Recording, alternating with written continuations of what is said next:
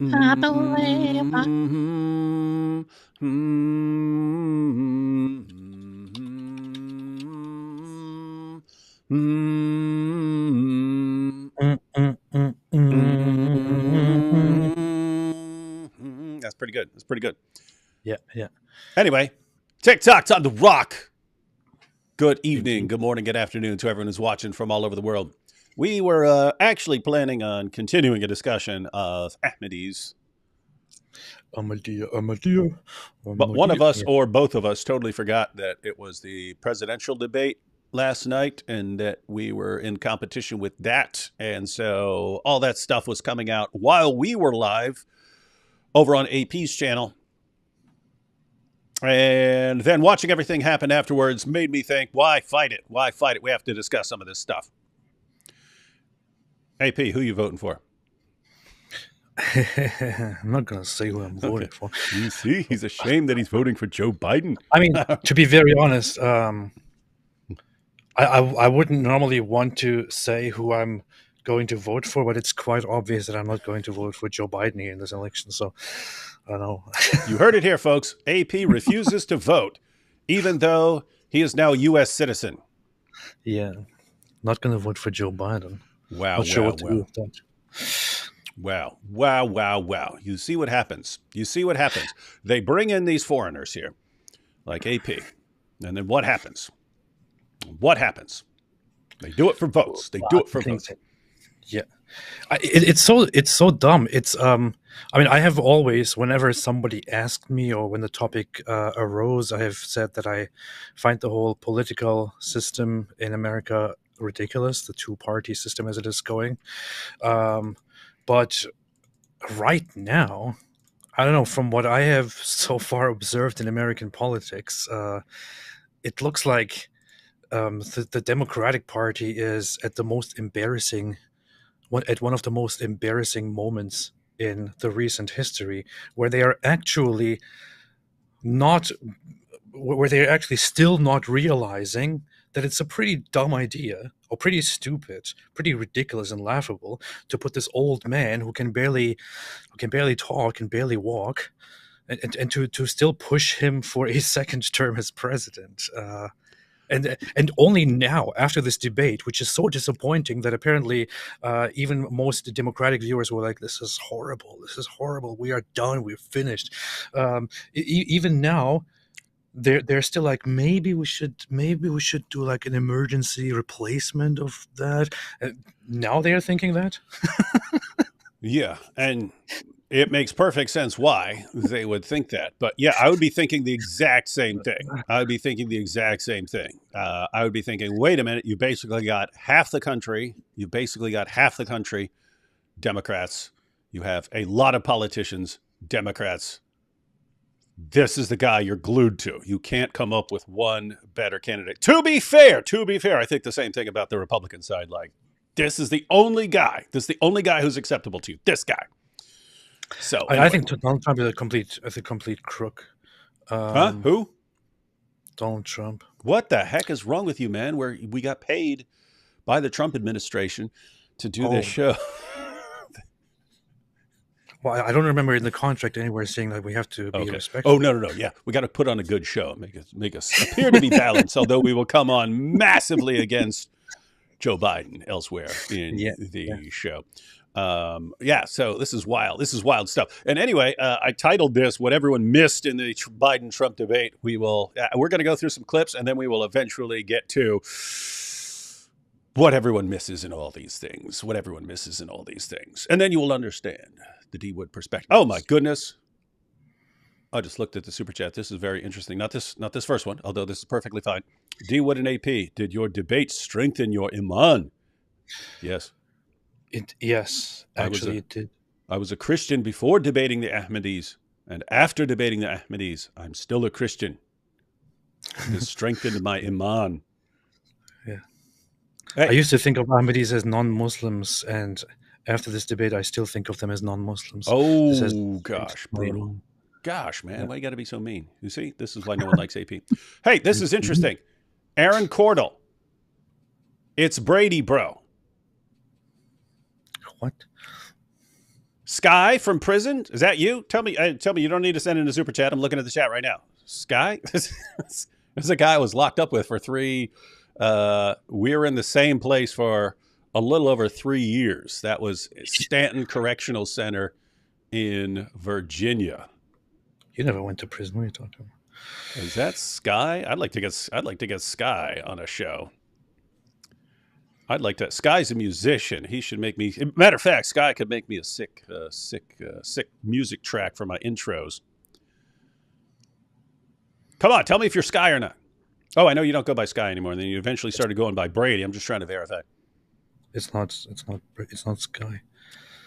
That was I had. I guess a couple years ago, I had my bunkmate Kane on a couple of live streams with me, and Kane and Sky, aka Brady, aka Aaron Cordell, were in a band together. We're in a prison band together. Tell me if you're Sky or not. Dang it! I don't see any comment here. Don't leave a super chat. Don't show up for 10 seconds in a super chat. I mean, in a super chat and then run. This reminds me of my time in prison. I never been to prison, man. You wouldn't have survived. Takes tough guys like me fighting every day of my life just to survive. Man, I'm also a tough guy. I went to prison for stealing a bunch of cookies. Powerful. All right. We will eventually find out if this is indeed my friend Sky from prison messaging me. From the sky. Super chat for GoatHub. Will Ahmadi's nuts be making an appearance anytime soon? You started, dude, ever since you said it to me, then I blurted it out. But ever since you said, I've seen that in a lot of comments, man. I've seen Ahmadi's nuts.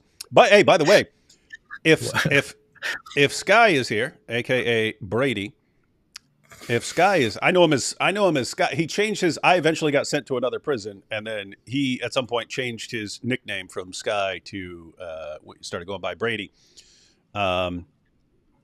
But he can verify my stories about D's nuts, right? Like every time the guards walk in, the guards go, count time, and someone yells, count D's nuts. He can verify my stories, my many stories about these nuts. About these nuts. He can verify my stories about these nuts. I have lots of stories about these nuts. They're true stories. All right. It's funny. I kind of tricked you into blurting it out yesterday during the live stream by talking to you about it beforehand before we went live, and then during the live stream I just said Ahmadi's, and then I saw you smirking. What? Were you smirking, David? What's going on? What's going on? Let's see. Thank goodness, AP. We'll get through these first couple super chats. Then we're going to go right into the debate, ladies and gentlemen. Right into some powerful debate clips with the two greatest political minds of our generation finally coming face to face yet again after 4 years for the epic showdown, the epic battle of wits, ladies and gentlemen. The greatest men in the world competing for who will be our leader. Thank goodness AP isn't donning his fedora, making excuses for Joe Biden. This makes his baptism all but assured. Alhamdulillah. That's beautiful. You heard it here, folks. You heard it here. Powerful. Oh, wait. Deneen said he sent another super chat. I did not see it, so I will scroll through these I will go through these super chats. I did not see and get to this is help you pay your royalties to the Zappa family for use of Shake Your Booty. Also, AP is voting for RFK Jr. D Wood will write in his own name. If I was going to vote for RFK, I would rather just vote for Biden. The only candidate worthy of my vote is D's nuts. Remember someone wrote in D's nuts for like Michigan or something years ago? And it got like 30% of the votes or whatever, or even more. Did they get a majority? Did most people vote for D's nuts? Hey, look what the AI summary of the chat says. Hold on. Where did it go? I just saved it. Wait. Okay, it says, people in the chat are making jokes referencing the Bible, prison, and other topics. AP, in parentheses, Mrs. Apostate, went to prison, and there are mentions of cookie stealing in Australia as well. What? That's brilliant stuff. Let's see. Biden was dead and Trump was rambling and lied. We're gonna watch some clips, and many of you will conclude the same thing. Wait, what? Listen. So let's not kid ourselves. Hey, cut the malarkey. Cut the malarkey. Also, what is this malarkey? Very kind of you to show solidarity to the elderly by using Joe's color after he embarrassed himself. Embarrassed himself? What are you guys talking about? Space Cadet says, you were hilarious you were hilarious last live, AP. I care about you. That's good. Me? I'm very serious. I hope there's not going to be a bunch of weird Gen whatever language. David said he only wants who want to keep going are the Chads, but it's the nerds that want to keep going. We should let them go. David has become like a wingaling, but they don't like him. He is a bad wingaling. He's too nerdy for them. I think that's a play on the Palestinian thing, because Joe Biden said, he's like a Palestinian, but he's a bad Palestinian. Yeah, that's a parody. We've got that clip. Notice. So yeah, that's a good application. Where is, all right, I'm just going to go through these till we get to Aaron Cordell. D. Wood and AP humiliated their opponents just as Joe humiliated himself. Biden will be scapegoated and Michelle won't do it, and Harris and Newsom all terrible. Yeah, who could step in? Does anyone know? I mean, you just said Michelle. I think Michelle Obama could step in and would stand a way better chance than she would actually stand a chance. I mean, I think she's one of the very few who would actually be a serious contester. If Kamala went instead of Kamala Harris went instead of Joe Biden, it would be even worse. Like, that would be a complete disaster. What in the world would that be? I was an Ahmadi before the debate. After the debate, I have become an Ahmadi's nuts. Dude, is this going to be like the new leather straps thing? Just like, is this always going to be funny? We don't joke about that, though. This is very disrespectful. Yeah, it's very disrespectful. You've got to be serious, guys. It's a serious show. Yeah. Mike Winger is the kind of guy to do twinkle toes every time he bowls. That is an accurate description of Mike Winger. Hey, here we go. Aaron Cordell. Yup, it's me. It won't let me send the chat, bro. Hey, you obviously sent the chat. What, it won't let you send regular chats? Hey, man, send me an email or something. Hey, man. Send me an email or something, man. By the way, we're talking about how horrible the performance was of Joe Biden, but there are different polls by CNN and also by now on 538 done through Ipsos, which is a very serious research.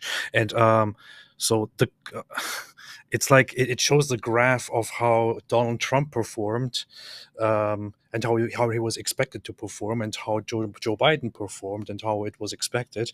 Donald Trump, according to viewers, performed slightly better than expected, while Joe Biden performed significantly worse than expected. It's like dropped hugely. Yeah, I think when they debated 4 years ago, everyone was expecting him to be like he was yesterday. Mm-hmm. Lots of people were expecting him to be like he was yesterday, and he wasn't 4 years ago. He was significantly sharper, which is why Trump has accused him of taking performance-enhancing drugs and so on. We thought he was just going to be completely bumbling and incoherent, and he wasn't.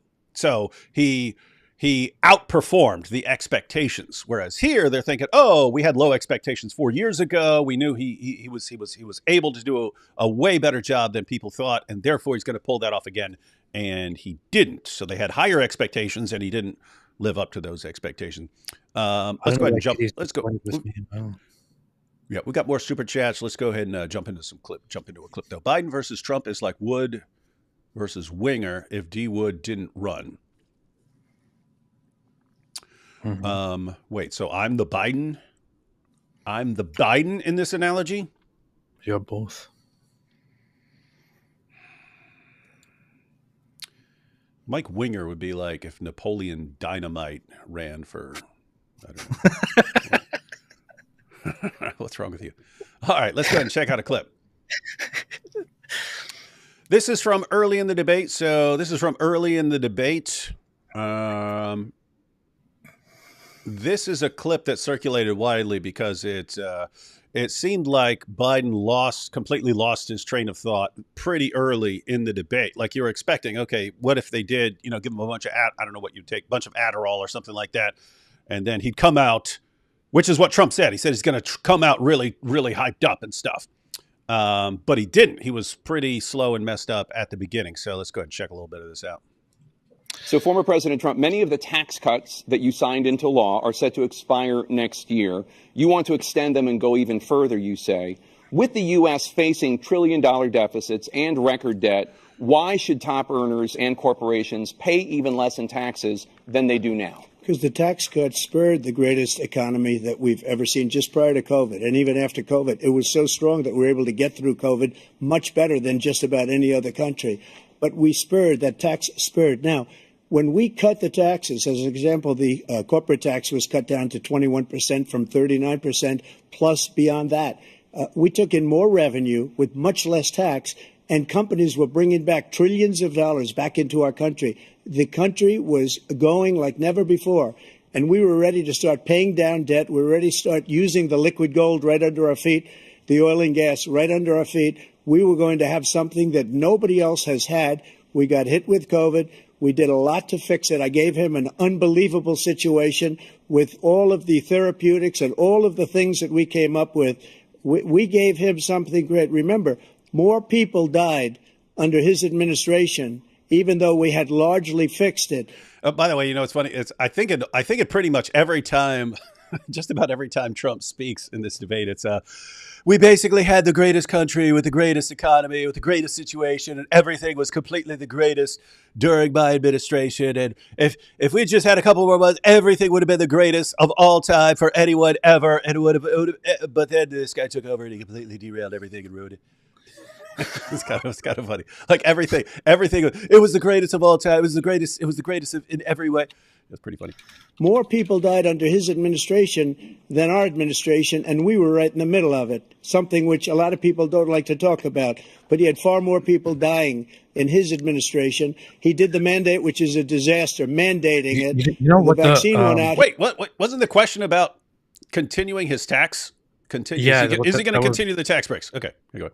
That's what it was about. But the thing is, the funny thing about all of this is that Donald Trump doesn't even have to really make sense at this point or be totally right at this point. It doesn't even matter because of the way he is. He appears, the way he's talking, he seems full of life here on stage. Mm-hmm. And in comparison, even if he speaks complete nonsense that is completely false from beginning to end, nobody even pays attention to it because responding to him is Joe Biden, who looks like this, and then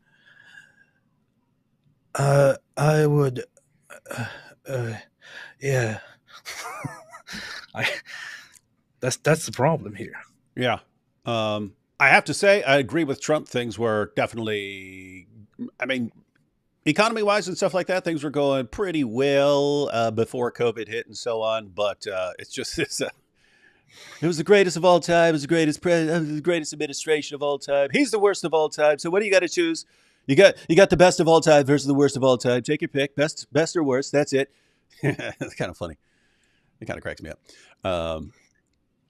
All right, did a mandate on the vaccine, which is but that's and the other thing, and this is true of both of them, but they'll ask a question and then they either sometimes won't answer it at all and just talk about whatever they want, or they'll briefly mention it and then just talk about what they want, or they'll talk about what they want and then briefly respond to the actual question towards the end. Although some of the time they actually answer the question, but over and over again you see this. It's hey, are you going to continue these tax cuts? That like people most objected to about the vaccine, and he did a very poor job, just a very poor job.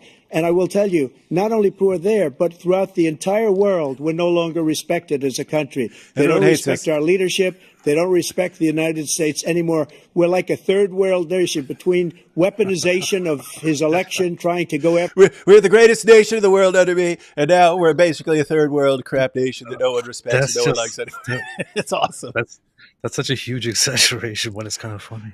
It is funny, but it's like What else are you supposed to do? If you want to say, hey, things are better over here and they're worse over here, well, you gotta amp it up, right? You gotta amp it up.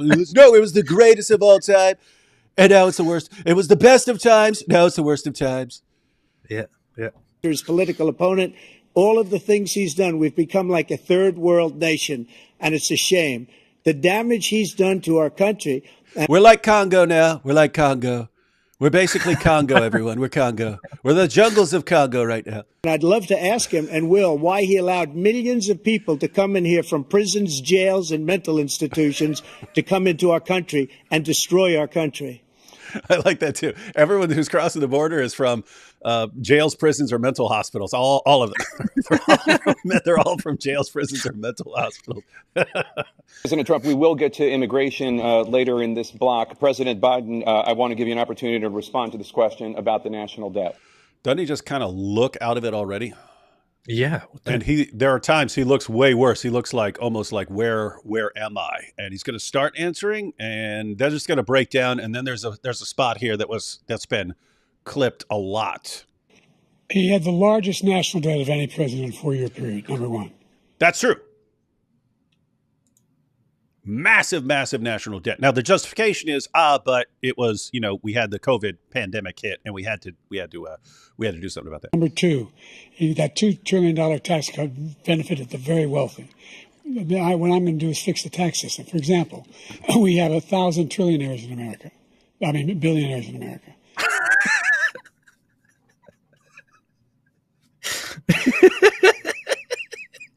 What's wrong with you, man? Quit laughing at the dude, man. It's not that fun, guys.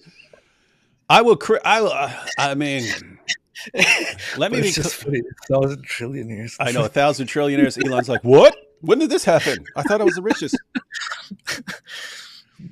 Yeah, guys. As much as people like to make fun of Biden, I'm not going to do it. I might imitate the voices of both guys at various times, but I can't make fun of the guy for, dementia setting in. I've only had one male relative I'm aware of who lived to old age, and he died yesterday. That was my mom's dad. He died yesterday, but for basically the last 6 or 7 years, he wouldn't have known me if I saw him. Dementia. So I'm not going to make fun of someone for, as far as I can tell, that's exactly what will happen to me if I live to be as old as Joe Biden. The same thing will happen. I will blame everyone around him who's doing this and making him think. It's similar. It's like a Jerry Quarry. This is way before you were even born, AP. But back in the 1970s, there was a boxer named Jerry Quarry. He was a white boxer. He's considered one of the best boxers ever to never win any sort of championship. He was the #1 contender multiple times, but he would always lose to Joe Frazier, Muhammad Ali, or someone else. Anyway. They always said, a lot of boxers said he was their favorite guy to box because they could just beat on him the entire day and stuff like that, the entire fight. And he could just take a heck of a beating. Anyway, that guy in 1983 was diagnosed with, this is way before they knew a lot about what happens to football players and boxers and so on. But he was diagnosed in 1983 with significant brain atrophy. He was becoming incoherent. He was clearly not the same person. Anyway. Get all the way to 1993. The people around him convinced him to fight again, to start up his career. Why? Because George Foreman had done it. They're like, oh, you remember George Foreman? He was back in the 70s. He made a comeback. You could do the same thing. George Foreman did not have this massive brain atrophy and so on. So anyway, this guy comes back and fights in 1993. Gets the guy couldn't knock him down. Jerry Quarry was a tough dude.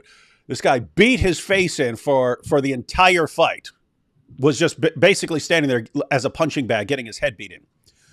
And that's what I saw a special after that. I was still a teenager, so it was 93 or 94. I saw a special on TV about them convincing this guy that he can fight again when he's completely incoherent. He had massive dementia. He didn't know what he was doing.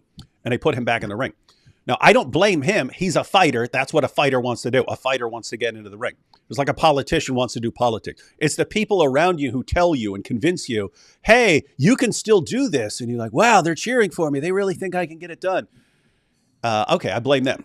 And matter of fact, I blame his wife. His wife should be saying, "Honey, you need to not be doing this right now." Yeah. His wife, all the other politicians around him, anyone, Kamala, everyone in his party, especially the people who are close to him, should be telling him, "Dude, we love you.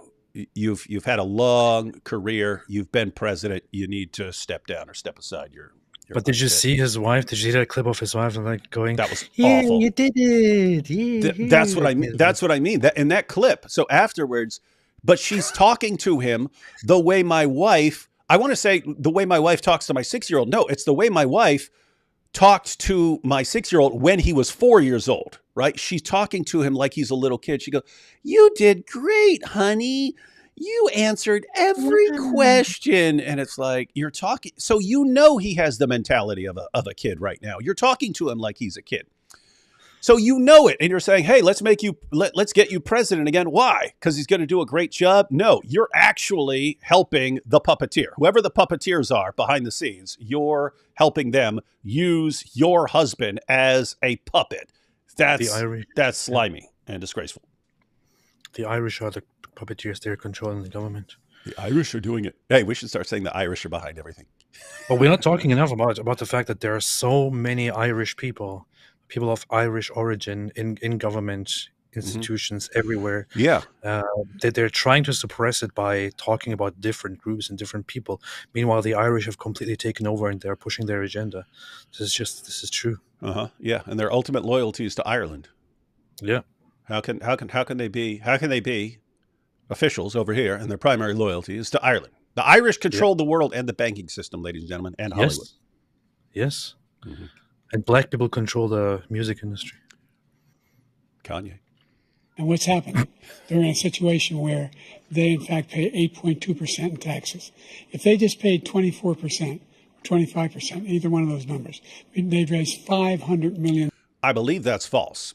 And I have the fact check at the end. I believe that will come up in a fact check. $1 billion, I should say. Talking about the billionaires we'd be able to wipe out his debt. 8%. We'd be able to help make sure that all those things we need to do, child care, elder care, making sure that we continue to strengthen our healthcare system, making sure that we're able to make every single solitary person eligible for what I've been able to do with the with the COVID.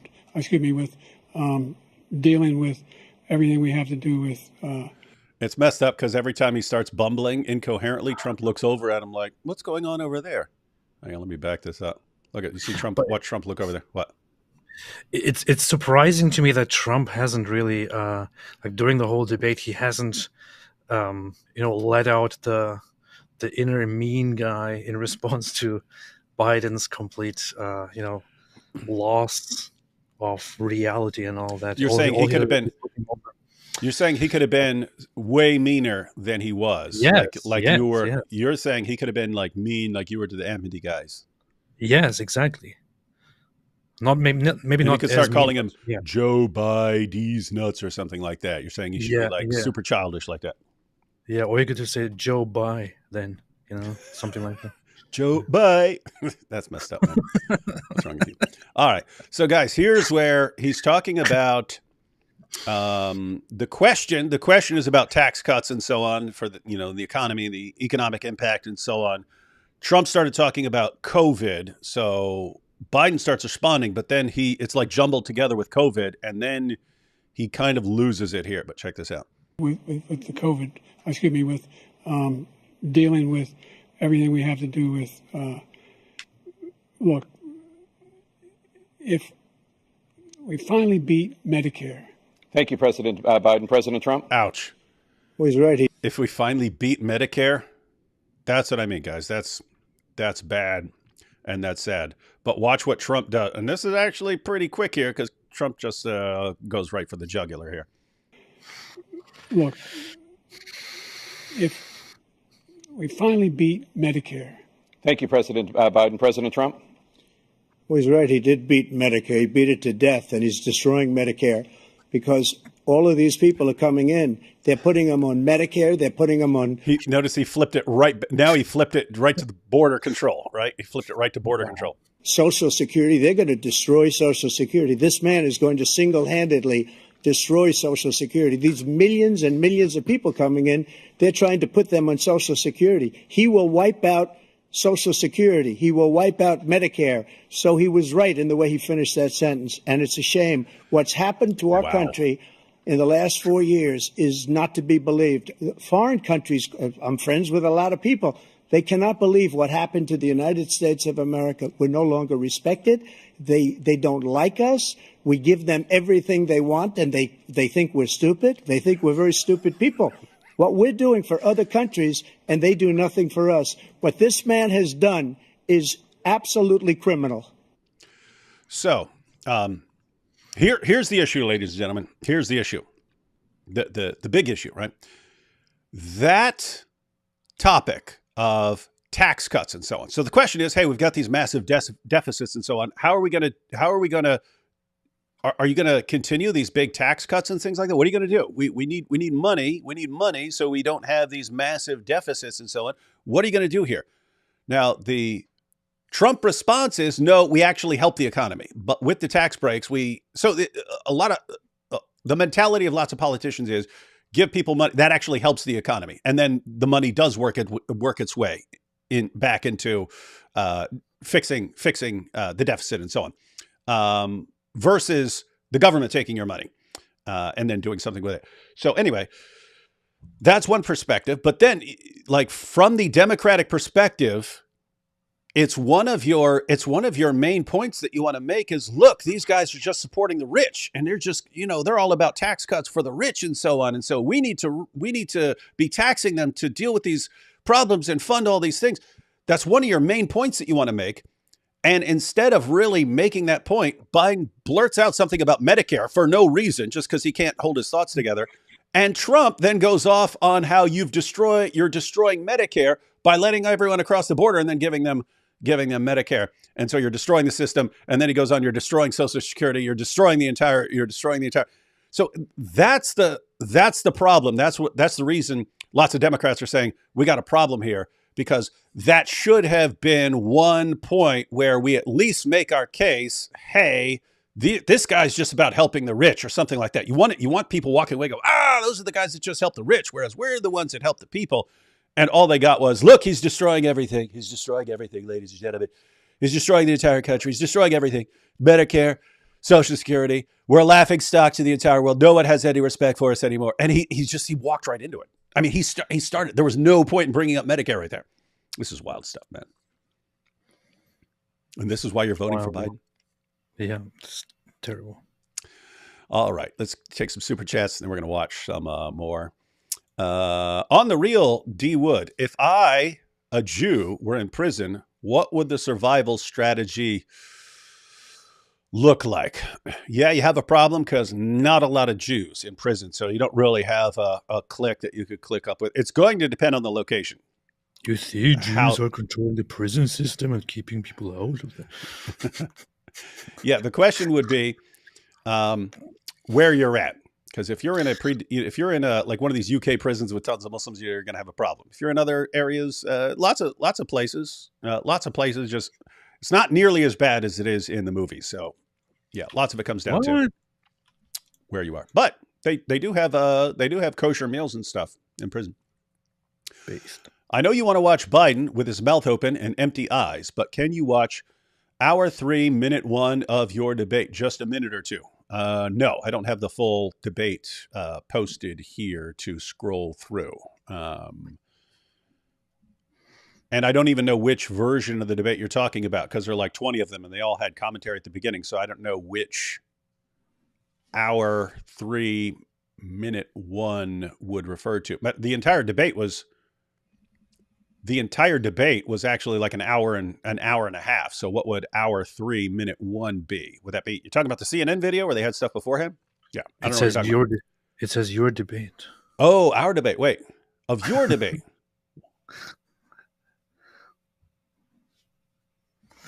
Just a minute or two. Okay. AP, you want to scroll to that while I'm taking some super chats? Go to hour 3, minute 1 of our debate and just tell us what that is. Okay. Joe Biden is like Muhammad. They both love 9 years. You see, Joe Biden is a prophet. You see. He likes sniffing girls just like Muhammad. In a sense, we are all in a prison in our minds. Freedom is only in Jesus, as David is wonderfully proof of. The proof is in the Tampico pudding. The heck is Tampico? What do you guys think would happen if all the Muslim countries got together and made an army? I think they would destroy each other because they fight over their differences. It would be suicide. Do you remember when the after the October 7th attacks, AP, when Mohammed Hijab was posting all those tweets? Imagine if all the Muslim countries united. And he's thinking like he's going to be the caliph. They're going to be like, oh, who's going to be our caliph, Hijab? Oh, I'll do it. I'll do it. Okay, I didn't want to, but yeah, I guess I'll do it, yeah. Oh, gosh, this guy. He's funny. But yeah, that's what I was thinking when he was saying, oh, they only get away with this because we're not united. Yeah, you're not going to be united. You guys fight over everything. What do you guys think would happen if all the Muslim countries got together and made an army? Yeah, they would be, it wouldn't happen, and that army would fight against itself. Mike Winger just seized control over my Limp Bizkit Christian cover band and is now refusing to return my vintage Fred Durst signed hat. Sad. That sounds exactly like Mike Winger. I have to say, I do like the Mike Winger disses that keep coming in here. It shows that there's still common sense somewhere in America. I just looked at our 3-minute one of our debate. That's where you are going on about Paul being the question of whether Paul is is truthful or whether he made things up, and then you go into the rant of the Quran actually saying that Allah helped those who truly follow Jesus, and who are those? It's Paul and the Christians. So that part, I don't know if that's what we're supposed to. What we are asked to look at, but that's what's happening here. Yeah, and guys, just so everyone knows, we are continuing our discussion of Ahmadis, so we can check some of that out. But yeah, that's one of the things where I'd actually, because Umar, I think it was Umar who was trying to respond to that at the very end or something like that. At some point, he was trying to respond to that. But that's kind of what I meant, because I don't think there's any coherent Muslim position on this. There's no coherent position on the Quran saying that Allah helped the true followers of Jesus until they became uppermost. It's just, okay, and they're making fun of the Christianity that actually became dominant. Wait a minute. Allah says he helped those guys. So you're saying he helped the wrong guys if you're making fun of the Apostle Paul? So anyway, that's one of the things. That's one of the things I meant when I said, if you guys want to discuss something specific, you can come over to our channel and discuss that stuff, because I would be interested. I have no clue what people are going to say, and all the responses I've ever been given are insanely stupid, and they don't fit what the text actually says. So it is a very interesting part that when you actually look at watch the video and you look at the screen, when you are going on about it, I start smiling bigly and nodding and I remember, and the Ahmadi guys, they're also kind of trying to act like no, and then getting annoyed with it. All right, so maybe we will review that section on Sunday on my channel and go through some more stuff about Ahmadis. Matter of fact, maybe on Sunday we'll have the overall topic will be, are Ahmadis Muslims? We can review the pro or con, but we'll also look at some video clips on from the debate showing some of the problems these guys have. Making fun of God and making fun of Jesus, and you call yourselves Muslims? Sky here says, I keep calling him Sky. You're so popular, bro. Sky, remember, you said it's Brady. Keep in mind, you adopted the name Brady after I left, so I still know you as Sky. You're so popular, bro. The chats are coming in too fast, dude. I could hook you up with some sounds, music, or whatever. Stinger's background music. Oh, yeah. Hey, we should talk, man. We should talk. You should jump into a live. Matter of fact, you know what we should do? We should get you and Kane all up in here. We should all get together with everyone we can. We should start a regular live stream of all of us who are in prison and just share prison stories every week. We've got plenty of them. Nice. So yeah, man, send me a message. I'm thinking about changing my name to Joe's Demented Leather Straps after last night. That would be rude. No making fun of Joe Biden. Did you see Germany's new anti-Islamist law? You know what that's about, AP? I saw anti-Islamist something. law. Is it suggested, or is it being proposed, or is it done? Is they make a law? There is it's because recently there were these protests and these marches in favor of Sharia and the Caliphate and Islamism and all that. So there were attempts to force the government to pass laws to make it punishable to advocate for such things. And that is being discussed. I'm not sure if it's currently being actually passed, at what stage it is. I will look into it briefly, and we'll get back to you in a few minutes. Yes. All right, take this super chat real quick, and then we'll jump into another video clip. Mike Winger is a bad Palestinian. I want to say he's a good...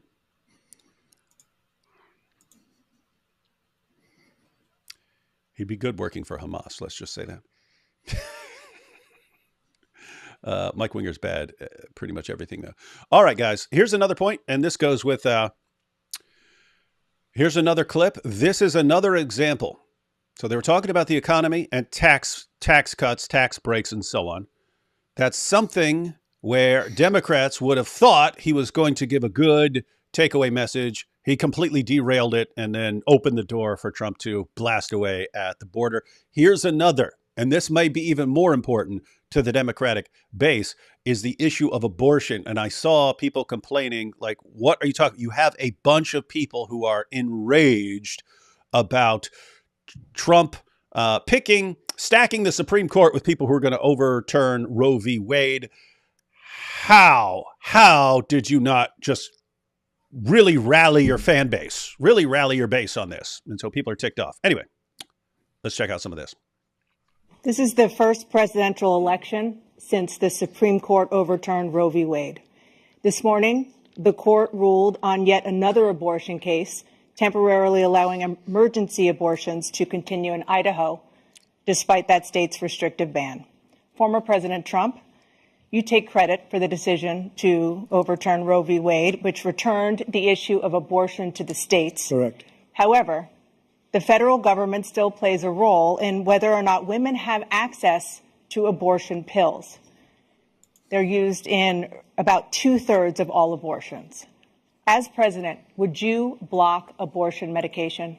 First of all, the Supreme Court just approved the abortion pill, and I agree with their decision to have done that, and I will not block it. And if you look at this whole question that you're asking, complex but not really complex. 51 years ago, you had Roe v. Wade, and everybody wanted to get it back to the states. Everybody. This ties in with what we were just talking about, like this level of exaggeration. Because guys, I'm someone who acknowledges there were all kinds of problems with Roe v. Wade. Well, I'll break that down for people who are in other countries or people even from the U.S. who don't understand what the situation was. I'll give a brief synopsis. But the way he described, everyone is against it. Everyone, 100% of people thought that control needs to go back to the states, that Roe v. Wade, every legal expert, everyone, they all agreed 100%. And it's like, dude, it's not. You wonder. So the exaggeration and hyperbole and so on, they actually can help in a way, but it makes it easy for a fact checker to come in later and say, no, it's not. It's not everyone. It's not that. So the question is, like, what's the trade-off? Do you go with the hyperbole knowing the fact checker is going to call you out, or do you speak accurately and say like precisely what the statistics are on who thought what, but it doesn't come across as strong? So like, what do you do? I don't know. Without exception, Democrats, Republicans, liberals, conservatives, everybody wanted it back. Religious leaders. He's saying everyone. And what I did is this. I put 3 great Supreme Court justices on the court, and they happened to vote in favor of killing Roe v. Wade and moving it back to the states. This is something. They were in favor of killing Roe v. Wade the way my opponent is in favor of killing innocent little babies in the womb. Thing that everybody wanted. Now, 10 years ago or so, they started talking about how many weeks and how many this, getting into other things. But every legal scholar throughout the world, the most respected. Guys, every legal scholar throughout the world. It brought back to the states. I did that. Now the states are working it out. If you look at Ohio, it was a decision that was an end result that was a little bit more liberal than you would have thought. Kansas, I would say the same thing. Texas is different. Florida is different. But they're all making their own decisions right now. And right now, the states control it. That's the vote of the people. Like Ronald Reagan, I believe in the exceptions. I am a person that believes. And frankly, I think it's important to believe in the exceptions. Some people, you have to follow your heart. Some people don't believe in that. But I believe in the exceptions for... He's talking about the exceptions as far as like rape or incest or something like that. Rape, incest, and the life of the mother. I think it's very important. Some people don't. Follow your heart. But you have to get elected also. And because that has to do with other things. You got to get elected. The problem they have is they're radical because they will take the life of a child in the 8th month, the 9th month, and even after birth. After birth, if you look at the former governor of Virginia, he was willing to do this. He said, we'll put the baby aside and we'll determine what we do with the baby, meaning we'll kill the baby. What happened is we brought it back to the states, and the country is now coming together on this issue. It's been a great thing. Thank you. There at the end, he got fact-checked on that, I recall. That it was the former governor of Virginia, and the dude was saying some pretty creepy stuff about, so after a child is born, and then we'll have some decisions to make with the mother and stuff like that about whether to continue. It really sounded like that's what he was saying, the possibility of postnatal abortions or something like that. But people are saying no, he wasn't actually advocating that. He was, I don't know, theorizing or something like that. Anyway, it was some creepy stuff. On the issue of Roe v. Wade, ladies and gentlemen, the Supreme Court, so the Supreme Court had the case of Roe v. Wade. And now here's the issue that this is all about. This is not the Supreme Court outlawing abortion. This is the Supreme Court saying this was not a decision for the Supreme Court to make. And I would say, as far as I can tell, they're completely correct that this was not a court decision. Guys, Congress is supposed to make laws. As a matter of fact, we could go back even further. According to the U.S. Constitution, you have states, and those individual states have certain rights, just like individual people have certain rights. So it talks about these are the rights of people, these are the rights of the states, this is what the federal government's going to do. And in the Constitution, it's anything that's not in here, anything that's not, this is what the federal government does, the government that's over all the states. The government that's over all the states, it can do these things. If it is not listed here, if it's not listed here as one of the things that the federal government does, then it's up to the states. States decide their own laws on these issues. Now, you can make amendments to the Constitution. You can make amendments which make them part of the Constitution, right? You make these amendments over time and stuff. So if you have enough support, you can make something, you can add something to the list of what the federal government does. What happened in Roe v. Wade is the court stepped in and says, you know what? We're interpreting the Constitution as saying that women have a right to an abortion. The problem with that is there's nothing in the Constitution. There's nothing in the Bill of Rights. There's nothing about having an abortion or something like that, or individuals having a right to an abortion. So the danger is once you say, oh, we're deciding that it's in there, and they do some gymnastics to try and figure it out from all the other amendments and stuff like that, how you would have a right. The danger there is if once you say the Supreme Court can say, oh, we think it's in there, then you could do that with pretty much anything. You can have Supreme Court justices deciding what the laws are. And that's not supposed to be for them. That's supposed to be for Congress. Congress is supposed to be deciding the laws. So, but that's what happened. The Supreme Court said, we've decided that it is actually in the Constitution, in the Bill of Rights, to have an abortion, even though it's obviously not, and any idiot can see that. We're saying it. We're saying we found it there. Well, what did the Supreme Court just do? They just said we're making the law here about what the federal government can do. Okay, lots of people thought that was, even some people who believe in a woman's right to an abortion were, wait a minute, that's kind of shaky. That's kind of shaky there. So, the Supreme Court that was stacked by Trump repealed that decision. And what's that mean? It means it just falls back to the states. States decide. Your state can grant abortions however they want. Your state can outlaw abortions. Your state can do whatever they want. Now, what's the way forward?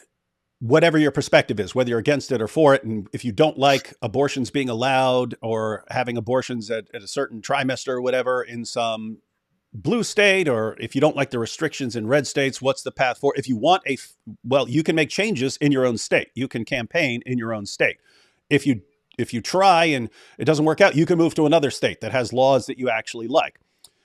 If you want it to be a federal law, there's a way to do that. Congress can actually make an amendment to the Constitution. But here's the thing. In order for Congress to make an amendment to the Constitution saying that women have a right to an abortion, in order for Congress to do that, you'd have to have pretty widespread support. And that seems like a smart part of the way the Constitution is set up is in order to make this thing an amendment, you're going to have a lot of support for it. If you don't have that ton of support for it, you're not going to say it's something that the federal government can do. The reason that's smart is it means you need pretty widespread support among all the states in order to get the law part of the federal government. And if you don't have enough support, you can't make it part of the federal government. Anyway, that's the idea behind the Roe v. Wade. It wasn't, hey, we're making abortion illegal or something like that. No, this was never an issue for the federal government. Until Congress makes an amendment, it's not an issue for the federal government, and the courts aren't allowed to impose it as something for the federal government. So that's the issue. What an important topic. It is an important topic. I have an update on the thing, by the way, the law in Germany. The German thing? So, yeah. So I looked into it, read a little bit of the proposed law. It is currently at the stage where the government has agreed to, or the cabinet has agreed to draft a law provisionally that is about deporting people. To make it easier to deport people who are who seemingly support terrorist ideas or Islamist ideas, like a caliphate or things like that. And so the proposed law in question, the draft at this moment, would make it very easy to deport somebody who is in Germany and who just likes likes or retweets or on the internet says, I am in support of Sharia. I think we should have a caliphate. Or I like ISIS. I like Hamas. I like this and that group. So for people who have said such things, who have made such statements, for people who where there is clear evidence that they have only shown support for Islamic terrorism or jihad or a caliphate, a deportation can immediately take place. So that is what they are. That is what they are doing. That's how they are currently revising the law. Because before that, it wasn't possible. It wasn't possible to simply say, "Oh, that person has advocated for a caliphate or has shown support for a caliphate or for Islamic terrorism. Let's deport them." This was not possible, but they are making this possible now. And this is not it. They also want to continue and make further laws for marching outside and saying the caliphate is the only solution, for example, which is what happened several months ago when this Hizb ut-Tahrir group marched outside and called for a caliphate. So Germany is actually, to my surprise, it seems, trying to crack down on that stuff, which they should if they're consistent. Yeah, I think you're going to be seeing more and more of that. I think there's something similar brewing in UK. At least I've seen. I haven't actually looked at it, but I've seen people messaging me about it. But yeah, I think you're going to see quite a bit more of that, and it seems very commonsensical at the very least. Matter of fact, it's actually related to one of the issues that's going to come up in this debate. One of the clips we're going to be watching is about border control, and Trump had said that he's going to have like mass deportations and so on. And the question is, well, who exactly are you deporting? Are you deporting everyone? You're deporting everyone who's ever come across the border illegally or something like that, or some subsection of them, like criminals or something like that.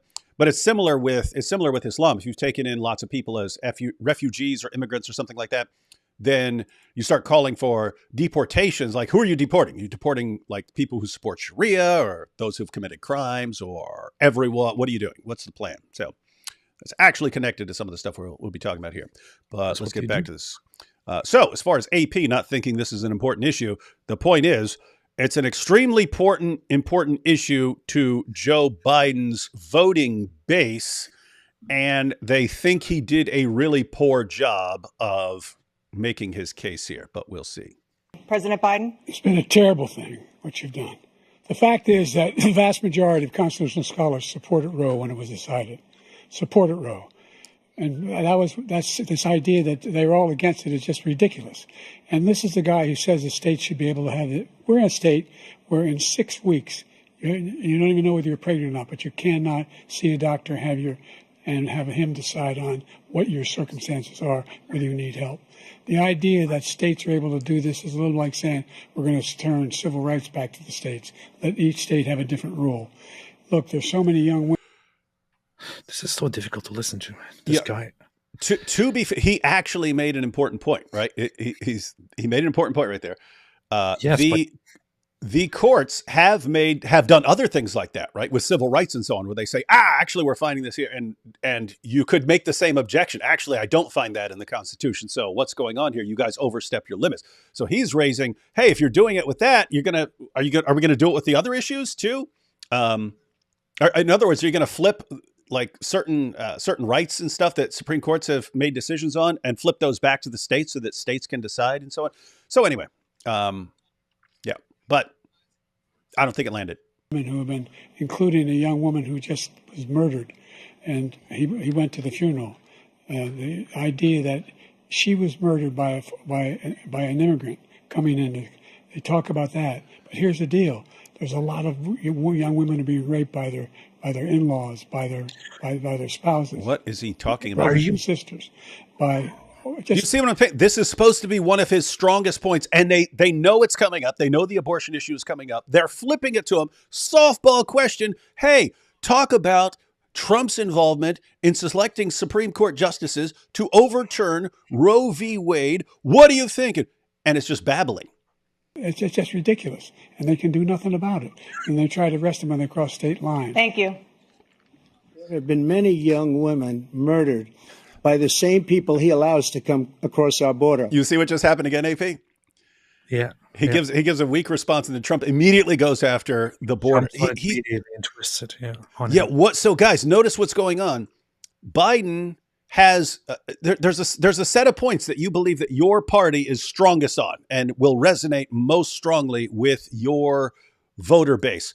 Trump keeps coming back to the points that he thinks are strongest for him, and Biden just keeps flopping on all the points that you would think would be strongest for his side. And so we have a border that's the most dangerous place anywhere in the world, considered the most dangerous place anywhere in the world. And he opened it up, and these killers are coming in. It's the most dangerous place in the world. It's worse. It's worse than any country in the world. You would be way safe. You would be way more safe mooning the Taliban. You'd be way safer in Congo.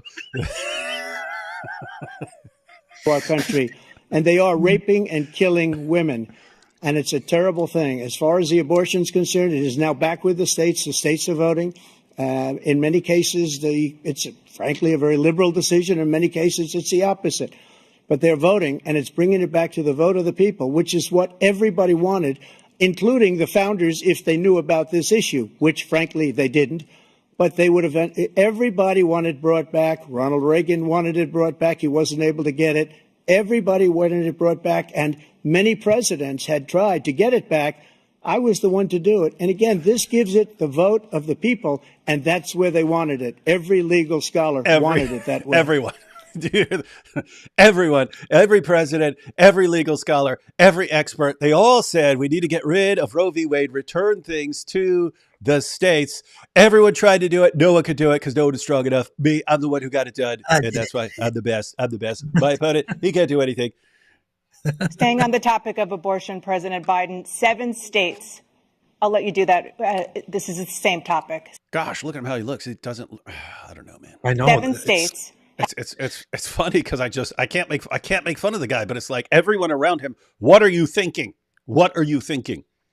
No legal restrictions. What's up? You want to say something? He reminds me of my grandpa who died. I don't know, quite a while ago, maybe 10 years ago or so. And he had Alzheimer's, but he was like, I saw him in decline. And he wasn't very fast and very active and all that before it kicked in. But once he was diagnosed, it just got much worse. And most of the time he was just looking around like in a very clueless way, and talking exactly like Joe Biden is talking. It's just so weird to see that this guy is running once again for another term.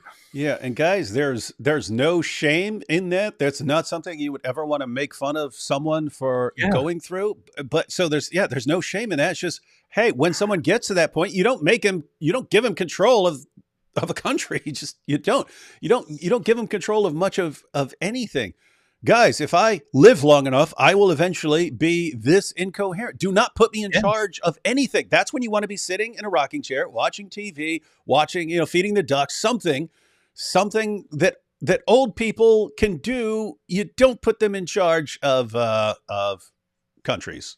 You just don't. Stop it. And shame on you. Shame on you if you do. On how far into a pregnancy a woman can obtain an abortion. Do you support any legal limits on how late a woman should be able to terminate a pregnancy? I support Roe v. Wade, which had 3 trimesters. Well, it's done. First time is between the woman and the doctor. Second time is between the doctor and an extreme situation. The third time is between the doctor, between the woman and the state. The idea that the politicians, that the founders wanted the politicians to be the ones making decisions about women's health is ridiculous. That's the last. No politician should be making that decision. A doctor should be making those decisions. That's how it should be run.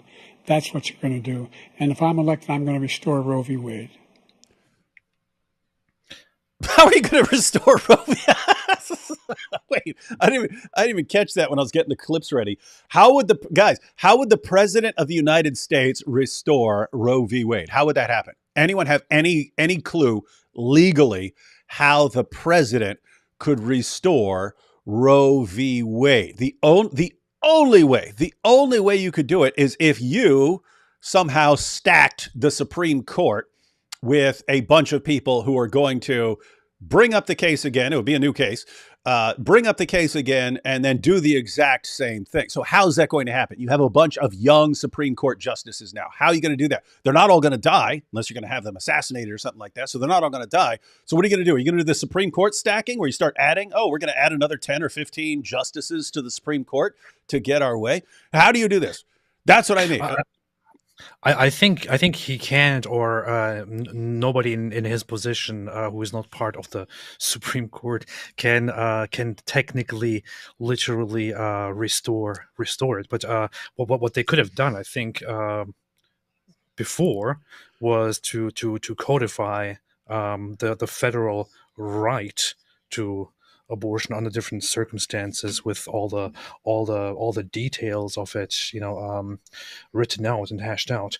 They could have done it back then, but I'm not sure how this is supposed to work in his future. Yeah, in his second term, to restore it. Yeah, that's not happening. You're not restoring Roe v. unless you're going to say, hey, we're going to add a bunch of Supreme Court justices or something like that.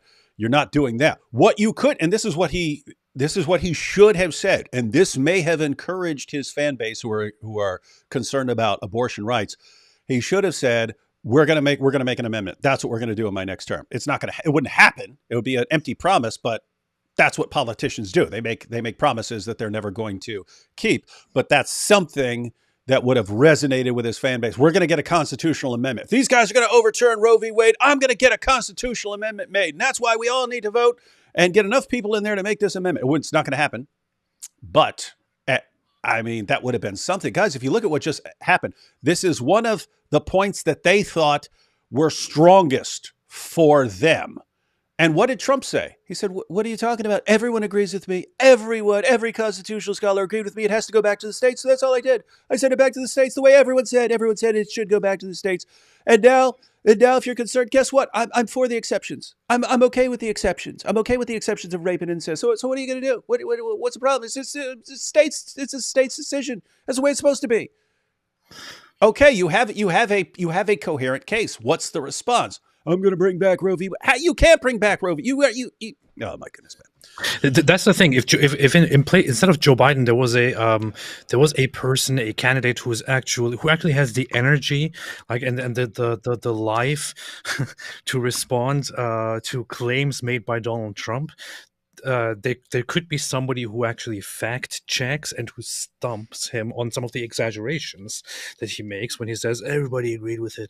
And the thing is, this is a very strong issue, right on the whole Democratic front. And actually, Joe Biden, right before he said, and when I'm president, when I'm president, I'm going to restore it. Right before he said that, he actually sounded kind of slightly coherent and actually made a point that sounded like an okay Democratic point, but he's just not really with it. He can't respond to what Donald Trump is saying. He's simply repeating in a barely coherent way the general positions of his administration. He's not really having a debate. He's just repeating things that his administration believes in a very poor way. This is why they lost. Yeah, he would have done much better, I would say, saying, I'm going to make here's what I would have done. Since he knew this was coming, and you had to make a strong case here, I would have done like 3 rapid fire stories of girls who weren't permitted to have an abortion because of, even though it was incest or something like that, and the horrible situation these girls were in. I would have done like 3 rapid fire stories and then saying, this is why I'm gonna get a constitutional amendment made, something like that. Would have been way stronger than, I don't know, just looked like Trump walked all over him. So that means he can take the life of the baby in the 9th month and even after birth, because some states, Democrat run, take it after birth. Again, the former governor of Virginia, put the baby down, then we decide what to do with it. So he's willing to, as we say, rip the baby out of the womb in the 9th month and kill the baby. Nobody wants that to happen, Democrat or Republican. Nobody wants it to happen. That is simply not true. The Roe v. Wade does not provide for that. That's not the circumstance. Only if a woman's life is in danger, she's going to die. That's the only circumstance in which that can happen. But we are not for late-term abortion, period. Well, I mean, some people are, so it's good to hear that you're not. Under Roe v. Wade, you have late-term abortion. You can do whatever you want, depending on the state. You can do whatever you want. We don't think that's a good thing. We think it's a radical thing. We think the Democrats are the radicals, not the Republicans. For 51. Gosh, guys, look what just happened there, right? So under Roe v. Wade, the states get to decide what to do with the late term issue and so on. And he just flipped it back on him as this guy wants late term abortions, and look at these guys, maybe even post birth abortions and so on. And then so this guy's looking like a monster. They thought this was their strongest point. And not looking good. Years, that was the law. 51 years, constitutional scholarship said it was the right way to go. 51 years, and it was taken away because this guy put very conservative members on the Supreme Court. He takes credit for taking it away. What's he going to do? In fact, if the MAGA Republicans, he gets elected, and the MAGA Republicans control the Congress, and they pass a universal ban on abortion, period, across the board at 6 weeks or 7 or 8 or 10 weeks, something very, very conservative. Is he going to sign that bill? I'll veto it. He'll sign it. Here's the thing. So Trump was actually wrong. He actually made false statements when it comes to late term abortions and also the whole post birth abortion, I guess. These are not true claims. I looked into the fact checks as well and looked into the details. one issue is that late term abortion, I think, makes up 1% of all abortions in the United States, and this whole after birth is a misinterpretation. But the thing is, if Biden was 40 years younger, he could have jumped onto that and said this is wrong and here are the facts. Or if somebody else was in his place, he could have said that. But we have Biden, who looks like he's dying, and who actually thought this is a good idea to put him up there and let him have this debate? It's just so dumb. And look at the sort of desperation at the end, because I think this was actually like there were all sorts of things Trump said that you could have jumped on. Yeah. Like when he says, "Oh, the scholars, oh, the expert," you could have just named a couple of experts, name a couple, and say what they didn't agree with you. So there were all sorts of things that he could have jumped on, and in the end, it's just, what are these guys going to do when they make a federal ban on abortion? So he went to the sort of fear mongering. Guess what, guys? You're not going to be able to do that either. You're not going to have the support to make it a federal issue that there is a permanent ban on abortions. You're not going to be able to do that. You don't. You need you need complete widespread support to pull off something like that. You don't have that. You don't have that much support. And so what you would say, if Donald Trump wins the election, it's going to remain a states' rights issue as it is now. That's what's going to happen. It's going to be states decide. If you don't like the law in your state, then you campaign or support politicians who are going to change the laws in your states. But the idea that you're going to, if Trump is in office, Congress is going to make some, add an amendment to the Constitution outlawing abortions or something like that. I would be completely shocked to see that happen. Take a couple of super chats. Inshallah. Ben Shapiro pointed out that the next 6 months are going to be chaotic. You think? Because all of America's enemies are going to move before Trump comes in. Oh, that's an interesting thought.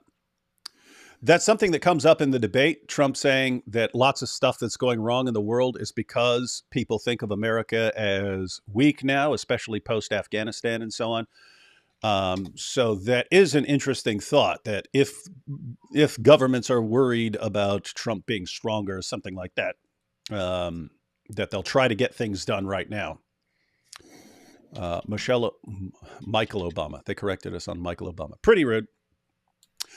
Leonardo says, Ahmadis ibn Nutsari III for president. Ahmadis ibn Nutsari. D. Wood, any thoughts on the Latter-day Saints and the Book of Mormon? Can they be described as Christian? Maybe it's on the Catholic Church's website.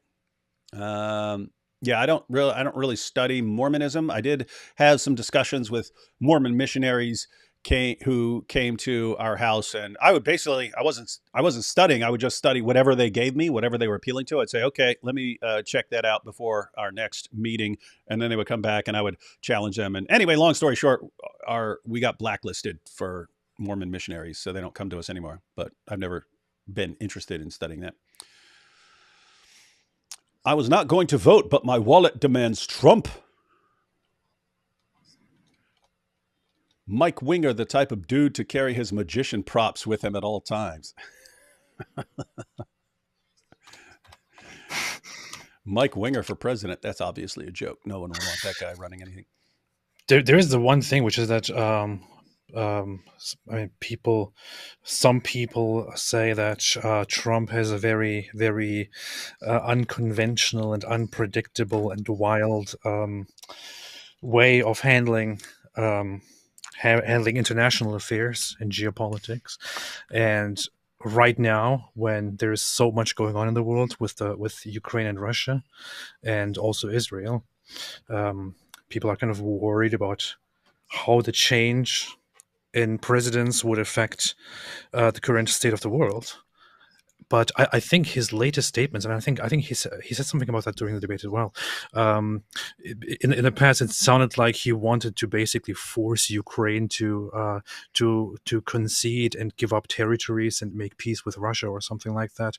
I think he's against that. He said it's stupid. It's wrong. And one good thing is that Trump is very much pro-Israel. So that's in my opinion a good thing. Lots of people would say it's probably not a good thing because he would make no compromise in the face of Israel fighting Hamas. He completely disagrees with any kind of compromise on the Biden administration's part. He thinks Israel should be supported to as soon as possible. I think. Take Hamas down, and then make peace possible. And he wants to support them and make that possible. That's what he also said several times. But the thing is, he's just unpredictable. That's the problem. He's unpredictable. Yeah, he is. And it's another situation. And we've got the clip. We've got the clip of their discussion on Ukraine and Israel and so on. And it was another instance where there were things that Joe Biden could have jumped on and just total miss. Just total fail. Joe Biden can't jump. He is too old. He can't jump. He's too old to jump. I would back Jamie Raskin, the Democrat from Maryland and co-chair of the Congressional Free Thought Caucus. Thoughts? We do not have any thoughts. I mean, I can't really speak for AP, but I have no thoughts on most politics. I have no thoughts on some politics. Yeah. Guys, I'll go ahead and be completely forthright here. My main concern in discussing the presidential election that's coming, my main concern is to break down manipulation tactics to people. Alhamdulillah. Because I don't believe that there's any way forward for any Western nation until people become what are called hard targets, meaning it's hard to manipulate you. Right now, everyone is like as soft a targets as possible. So, but we'll be talking about that a little later. AP will be happy to have a nerd off with him, with Mike Winger. AP's not a nerd. Mike got a handicap when he was LARPing I still don't know what LARPing is. As the Sith down to a 6, Mike will be happy to do Star Wars trivia if AP can carry a lightsaber. That's the biggest lie. Mike had a 6 handicap. Oh, never mind. This is also from the debate. What is happening? This is from the debate. We've got this clip. This is from their discussion on golf. Oh, okay. This is from their discussion on golf. So we know Nutty's sense of humor here. He's actually quoting stuff and just replacing it with Mike Winger and AP and so on. That's good. We would be the GOAT of all presidents. GOAT hub, ladies and gentlemen. It was narrated that Ibn Abbas said that the Prophet said, "The eyes are the Ahmadi's nuts of the anus." You know what sucks? This is a political discussion. So you're gonna have new people coming in here. They're gonna come in here and have no idea what we're talking about. Yeah.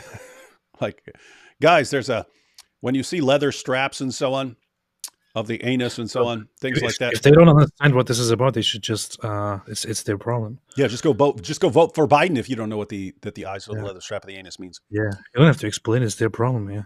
Yeah, guys, we're not going to explain it now. Yeah, we're not going to explain it now. But Muhammad said famously, "The eyes of the leather strap of the anus," and we've made a joke about it. So don't think that we're the ones going, "Oh, anus" and stuff like that. Nope. Imagine being Muhammad. so ignorant that you don't even know about the leather straps of the anus. Ridiculous. Can you imagine? Can you imagine, AP? Yes, I can. If we were big enough, if our channels were big enough to like get Trump or Biden on for a discussion, and we start taking super chats.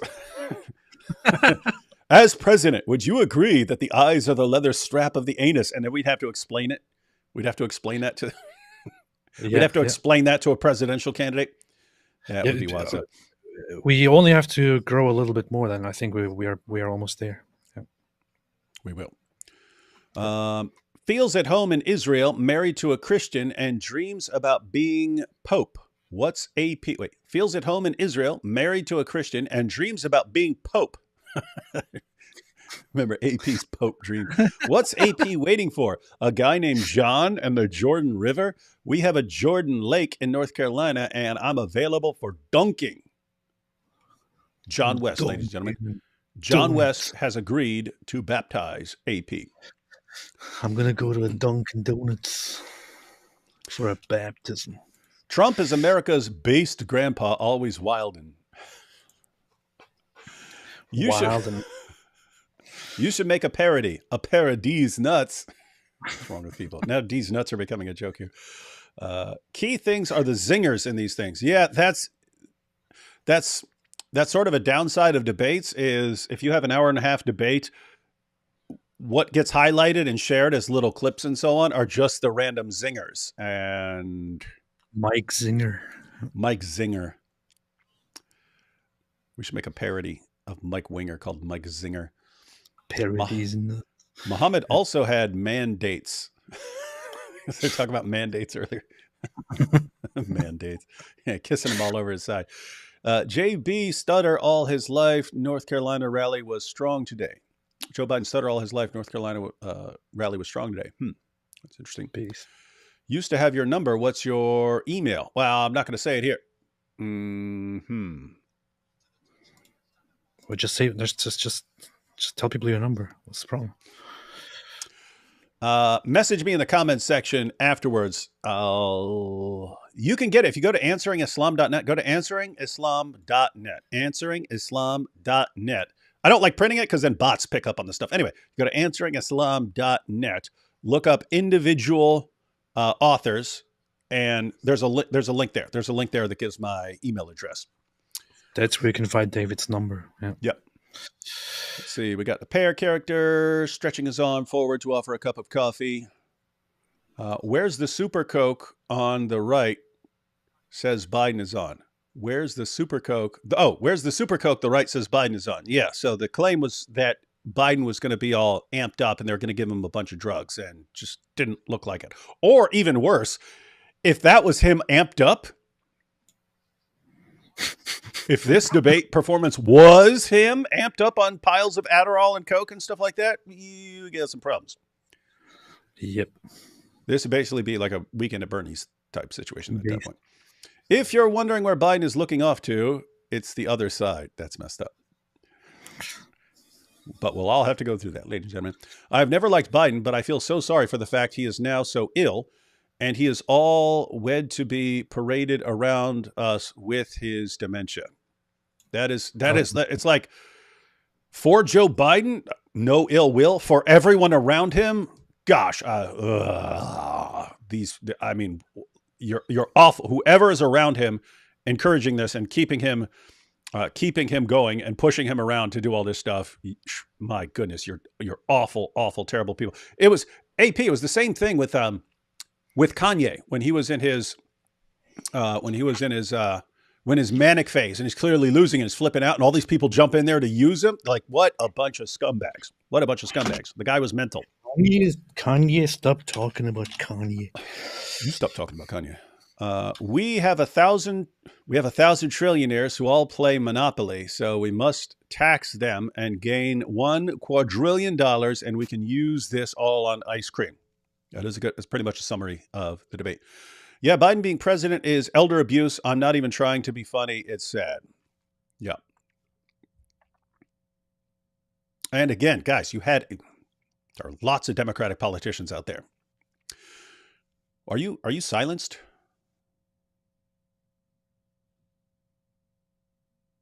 Are you doing that on purpose? Are you being quiet on purpose? No, okay, no. Okay. It switched microphones.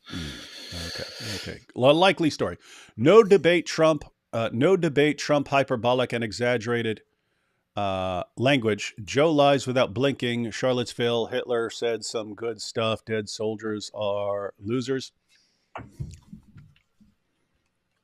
Joe lies without blinking. So yeah, you're saying Trump is hyperbolic, but Joe Biden lies. To be forthright, I think they both lie. I think most politicians lie a lot. Jamie Raskin passed so this is about, she said she'd support Jamie Raskin. Jamie Raskin passed a resolution for the global repeal of blasphemy, heresy, apostasy laws. He spoke in favor of Mubarak Bala, who got 24 years for a Facebook post in Nigeria, if you're not familiar. Well, those are all very good qualities then. I'd feel bad for Biden if he hadn't scared for the rest of her life and get nearly completely pedo with his daughter in the shower. Yeah, some of that stuff is true. That's pretty creepy stuff. Take one or two more, and then we'll jump back into the powerful debate that is convincing AP to vote Biden. This was a public humiliation ritual seen by trillions. Yes, I mean billions. Joke. This is elder abuse, and Matt Walsh says Jill is the worst wife on earth. I agree. I mean, I didn't know anything about Jill Biden until that, and that was, oh my goodness. Oh my! I will say that. I will say the same thing about any wife. If my wife knows that I'm suffering from massive dementia and that I basically have the mind of a child at some point, and she cheers me on while trying to make me president of the United States, shame on her. Shame on my future wife if she does that sort of thing. On your future wife? My wife in the future, if she does something like that. Shame on you in the future if you do that. It's recorded here. If you see this happening 50 years from now, and I'm all old and decrepit, and you see her, oh, come on, honey, you can do it. You can be president. Shame on you. Shame on you. Save this clip, everyone, just in case that happens. Shame. Biden clout-chasing wife be like, yay, you did it, honey. The Taliban killed everyone and stole our guns. Yay, honey. That's what it seems like, right? Oh boy! Yeah. All right. Let's jump back into a clip here. Oh, now we're on border control. All right. President Trump, staying on the topic of immigration, you've said that you're going to carry out, quote, the largest domestic deportation operation in American history, unquote. Does that mean that you will deport every undocumented immigrant in America, including those who have jobs, including those whose spouses are citizens, and including those who have lived here for decades? And if so, how will you do it?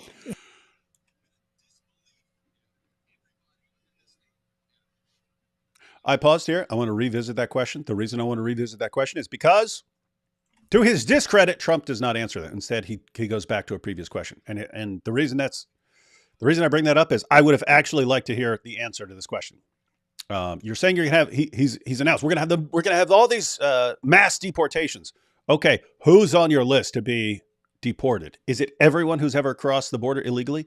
Is it like if a 5-year-old was brought here 50 years ago and now he's got kids and grandkids and he's been working this entire time, but came over here illegally years ago? Is that where are you drawing the lines at? Who exactly are you deporting? Because there's a spectrum. You got on one end you got like criminals and gang members and stuff like that. On the other end of the spectrum, you have people who came here a long time ago, have been working, haven't caused any problems. Are you saying deport all of them because they all broke the law by crossing the border illegally? Or are you saying you're just going to deport some of them? Saying, hey, why don't you explain that to us? Trump doesn't actually answer, but let's go back to the exact question.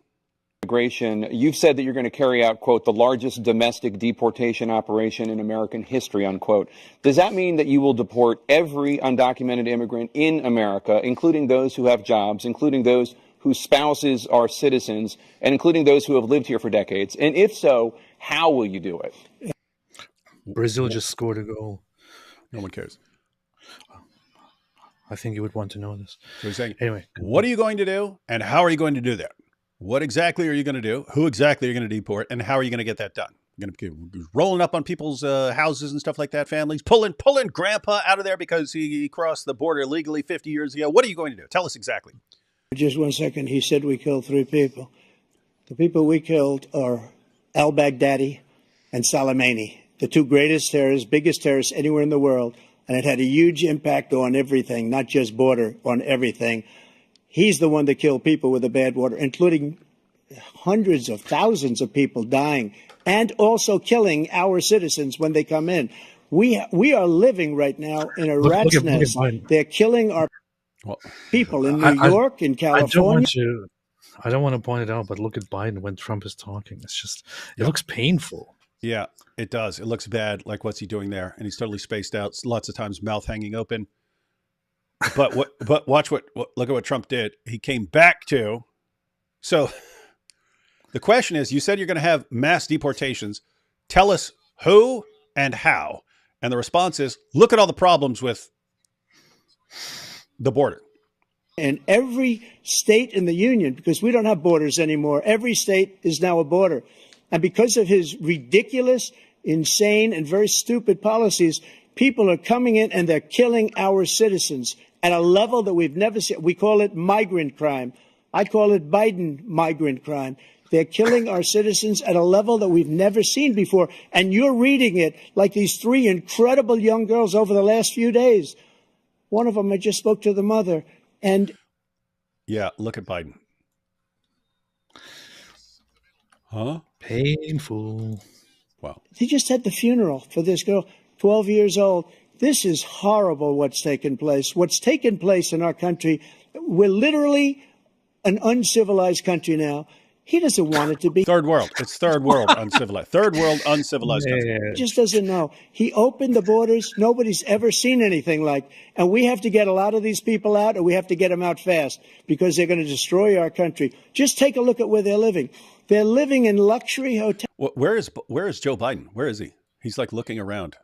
What's he looking at? There's no audience there. What is he looking at?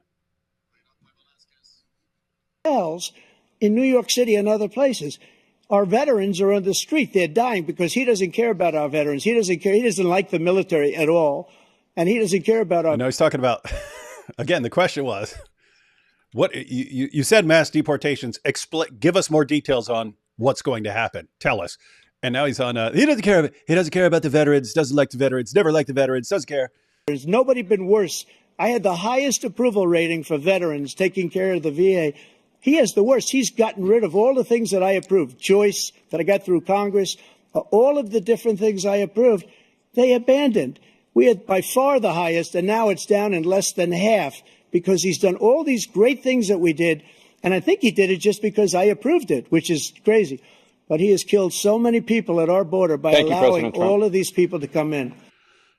There was not 1 second of actually answering the question there.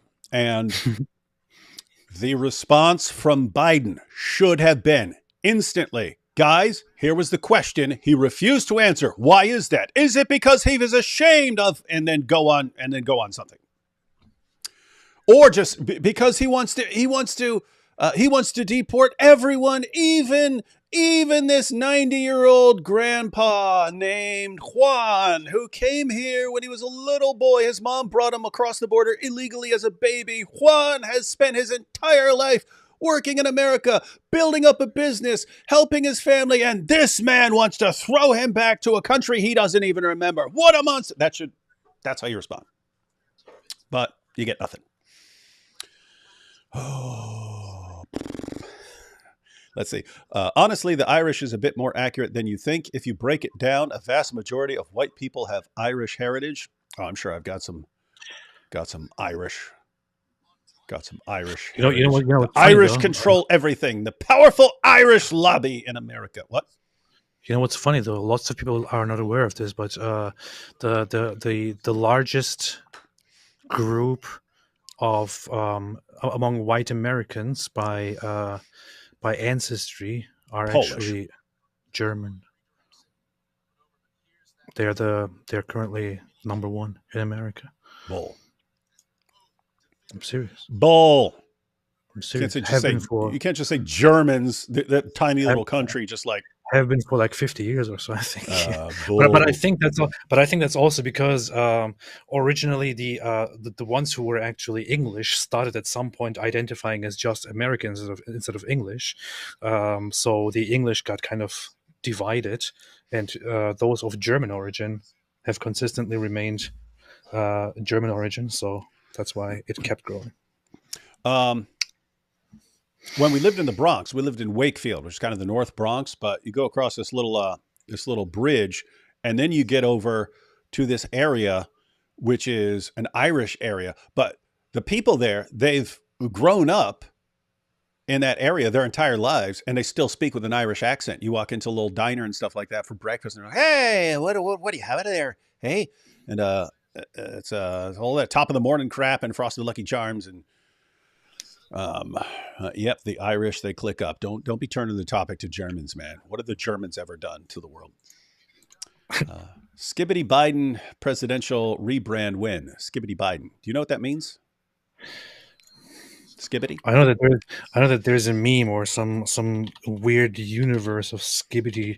What's it called? Skibbity toilet, I think. I don't know what in the world that is about. Yeah, I don't know what that means. The only Skibbity I know was from the song Rappin' Duke, where he says Skibbity bebop, we rock Scooby Doo. Guess what? America, we love you. Da. It's about as close as I can think. Criminal sociopath. Look up Skibbity toilet. It's the best thing ever. I'm not going to look up that ever. Criminal sociopath Wood is trying to destroy your thinking biblically. You need someone like me, Mr. Winger, who will make America think biblically again. Mike Winger will be like, let's make America think Star Trek again. We're going to make the entire country one giant Star Trek convention. That'll help. Oh, there you go. Kenneth Copeland, Mike Winger, 2024. No. Benny Hinn, Mike Winger, 2024. That's your ticket. I have type 1 diabetes. Under Donald Trump, my insulin, $130 per 3-month supply. Biden, I was charged 1 week ago at Walgreens insulin, $2,000 for 3 months. You see that, AP? Yeah. Says it was a 3-month supply of insulin was $130 4 years ago, and now it's $2,000. That would be nuts. That would be like unsustainable, right? Like that is a lot. Insulin prices have been going nuts. I'm aware of that because, yeah. Is that just companies trying to get rich? I mean, I can't imagine that. No. Like the cost of manufacturing it has gone through the roof like that. No, I was following insulin prices on the market because I was investing in it a while ago, and I'm aware that they were skyrocketing, but I don't think this has much to do with the president. It's a global issue right now. Yeah, that's always something even with the economy and so on. Like, it's always in my mind. Okay, I understand the president plays a role, but exactly how much of a role is that one person playing in the overall economy or something like that? And I don't know. Oh, hey, you have a compliment here for once. AP, you look kind of cute today, bro. Yes, homo. Me? Oh, yeah. That's weird. He didn't say no homo. He said yes, homo. Who would Mohammed and Mirza Ghulam Ahmed vote for? Joe Biden, of course. I would guess so. And they would declare that he's a Muslim, as were all presidents. All presidents were Muslims. And Mohammed would start delivering revelations about Joe Biden, and they ask you about Joe Biden. Say. He is super smart, even if he doesn't seem so. And he is a true servant of Allah. And he went to the furthest of the lands, and Allah said to him, go and bring justice. And he did. Would Apostate Prophet 24? Indeed. Which one y'all voting for? AP has already said he's not voting for Joe Biden. He has not clarified beyond that. I've never voted for anyone, and I don't think I ever will.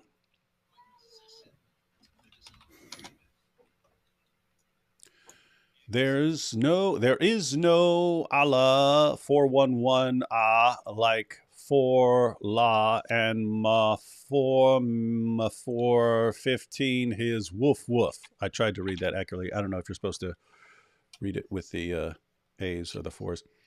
Hey, David, I put some Chat GPT thumbnails on your Act 17 community app of you sitting in a tree with Ali Dawah. Okay, I'll check those out. That's cute. He meant tapioca pudding. Oh, that was that taplica or whatever that came up earlier. Biden does not have dementia. He just speaks with the beauty of the Quran.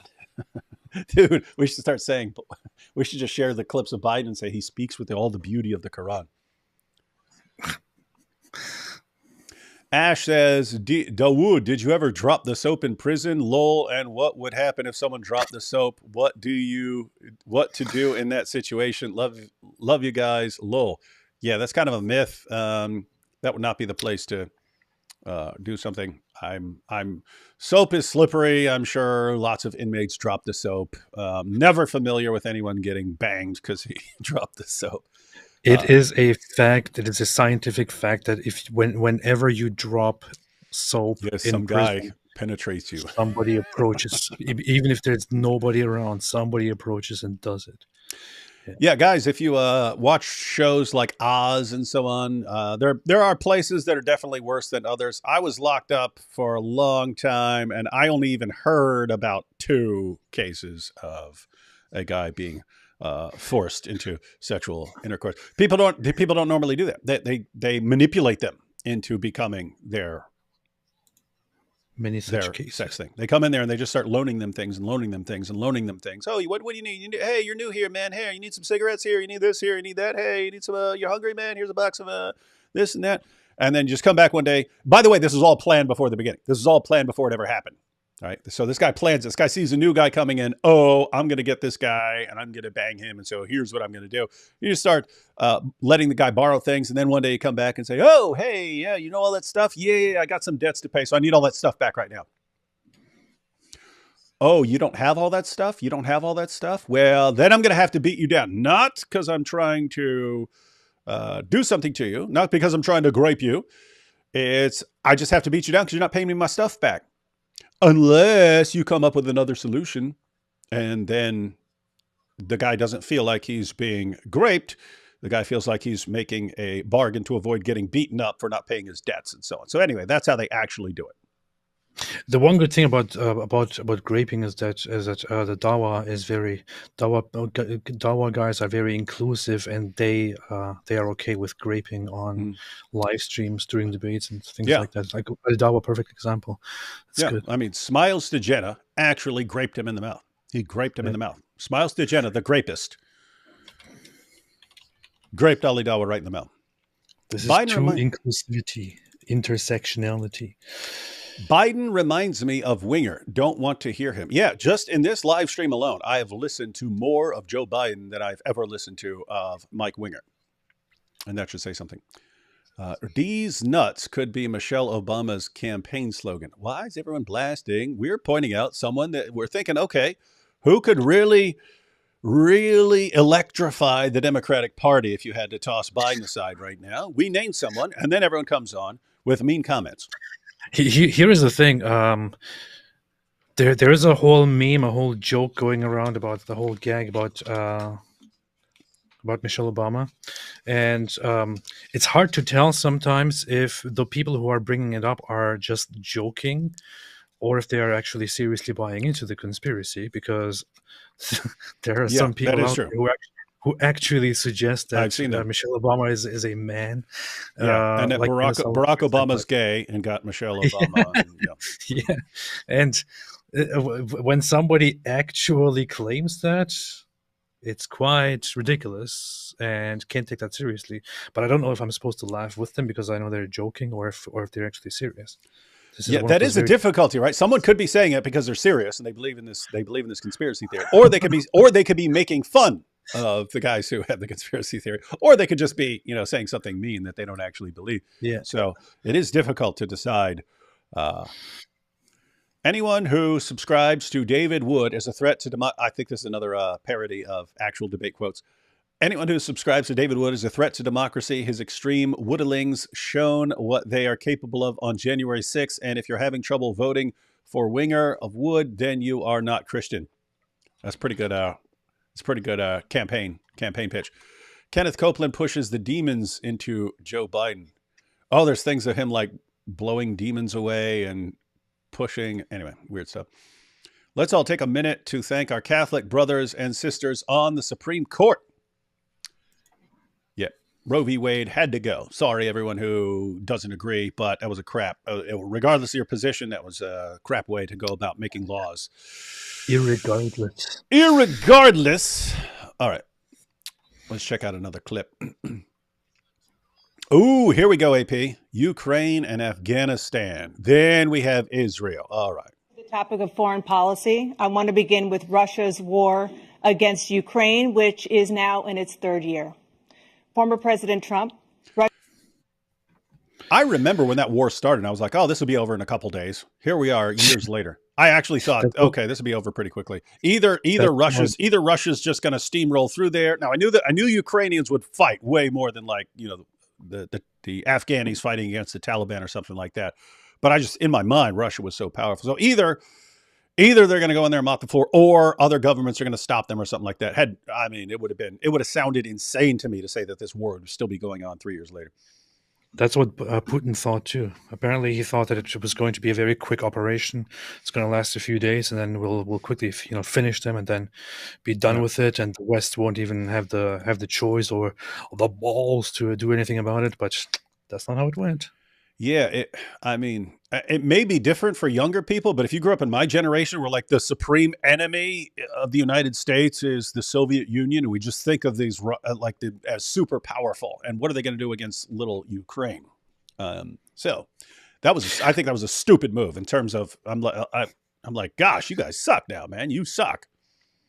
What's so funny is that over so many years, there was always this. There were always parts of the populations who suggested that that Russia is an extremely serious threat. Could be could be stronger than America. If America and Russia went against each other, Russia could defeat America even easily, and so on. And lots of other people always thought, "What in the world are you talking about? That's nonsense." And we see it right now. We see it right now. They can't handle Ukraine with, to be fair, with the West putting in a lot of support and sending in a lot of equipment and all that. But they are essentially fighting the people of Ukraine, and they can't really handle it because military in the West, military in America, and military in Russia don't compare. In Russia, people don't go to the army because they are hired and given great standards and retirement and all that. They go there because they have to. They are part of the military forcefully under very terrible circumstances, barely have anything to eat, don't get proper payments, and so on. You can't compare these armies. Mm-hmm. And on the other hand, you have Ukraine fighting for their independence. Mm-hmm. And whatever you agree, whatever you think about every other issue, yeah, my view of Russia's military might has gone down significantly. My view of Ukrainians' ability to stand their ground has gone up significantly. Again, I knew Ukrainians would fight way more than, like, the Afghanis would fight and so on, but did not think they'd, like, if you had said, hey, will they be able to continue fighting a 3-year war against Russia? I'd be like, well, are you insane? They're not that tough. Wrong. I haven't been here for the whole stream. Have any Trump Dawa guy comparisons been made? I don't know about the chat. We haven't made any because AP is too, he's a MAGA guy. Even Ruth Bader Ginsburg said Roe v. Wade was wrong. Yeah. It's funny how David can't decide if I'm supporting Biden or Trump. Super duper wingaling. Golf. Who's winning? Not the wingalings. They will always be losers. Norma McCorvey, Roe v. Wade, later became a Christian and very much pro-life. Biden rizzing the Grim Reaper with this one. That's messed up. I almost understood that one. I think I had like 90% understood that one. Trump won. The vociferousness he showed displayed the human impotence towards belligerence can beat the ultra-crepidarian charlatan Joe Biden. That is the most large number of syllable words ever in a comment. All right, let's wait. I imagine Mohammed Hijab actually sits down and does sit down and read for hours and memorize and try to repeat to himself synonyms. Mm-hmm. Yeah. That's what he does. Pusillanimous. Pusillanimous. Russian President Vladimir Putin says he'll only end this war if Russia keeps the Ukrainian territory it has already claimed and Ukraine abandons its bid to join NATO. Are Putin's terms acceptable to you? First of all, our veterans and our soldiers can't stand this guy. They can't stand. Did you see that? Did you just see that? I'm just gonna let him talk. But hey, here's what Putin says. One, he wants the territory in Ukraine that they've already taken. So in order to end this thing, he wants the territory the Russians have already seized, and he wants guarantees that Ukraine is not going to join NATO. What do you think about this? Veterans can't stand this guy. This is awesome, man. This is awesome. They think he's the worst commander-in-chief, if that's what you call him, that we've ever had. They can't stand him. So let's get that straight. And they like me more than just about any of them. And that's based on every single bit of information. As far as Russia and Ukraine, if we had a real president, the president that knew, that was respected by Putin, he would have never invaded Ukraine. A lot of people are dead right now, much more than people know. You know, they talk about numbers. You can double those numbers, maybe triple those numbers. He did nothing to stop it. In fact, I think he encouraged Russia from going in. I'll tell you what happened. He was so bad with Afghanistan. It was such a horrible embarrassment, most embarrassing moment in the history of our country, that when Putin watched that and he saw the incompetence, that he should have fired those generals, like I fired the one that you mentioned. And so he's got no love lost. But he should have fired those generals. No general got fired for the most embarrassing moment in the history of our country, Afghanistan, where we left billions of dollars of equipment behind. We lost 13 beautiful soldiers, and 38 soldiers were obliterated. And by the way, we left people behind, too. What? But why is he not answering the question? Yeah, here, this is a weird situation because he's making an important point. I don't know exactly. Well, let me put it this way. So the point that he's making is that people, similar to what Russia's going through right now, that people thought Russia's this massive power. People like me thought Russia's this massive powerhouse that will just demolish a place like Ukraine with no problem at all. And then you look at it and say, whoa, they're actually weaker than we thought. He's pointing out that that's similar to what happened with the United States in Afghanistan, that everyone thinks, oh, the United States, most powerful nation. Afghanistan, it's a joke. And then wait a minute, the Taliban actually won and made the United States leave, and in disgraceful fashion, and leaving all this billions of dollars of equipment behind. Are you serious? Are you serious? And he's saying that sent a message to the rest of the world, guys. The United States is weaker and more incompetent than you realize. If a backwards group of guys hiding in caves can actually win against the United States of America, guess what? It could be open season right now. And he's saying that is why Putin got the idea. Just go ahead and invade. What's the United States going to do? They're weak. They can't even deal with the Taliban. They're not going to get it. They're not going to start a fight over this. So that's the mentality. And this is actually connected to what we've been saying about Israel, as far as people saying, ceasefire. Okay, so Israel just pulls out and walks away.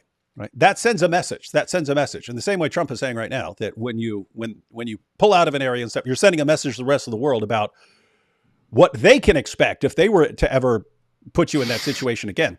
And so we've been pointing out, like, it would actually be bad for Israel not to finish off Hamas, because that sends a message. Hey, you can actually get away with it. You can actually go kill a bunch of people and then run and hide for several months, and then Israel will eventually give up. That would be a dangerous message. So Israel's not sending that. Israel's not sending that message. You're sending the message, we are never going to stop.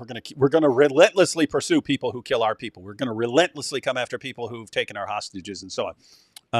Okay, but I still want to know if Donald Trump accepts Putin's conditions or not. He does clarify that here in a little bit. So maybe he could have answered the question actually and then gone into this. That's what he should have done, because he does give the little answer and then he again goes off on completely different topics. But he's saying that his response to hey.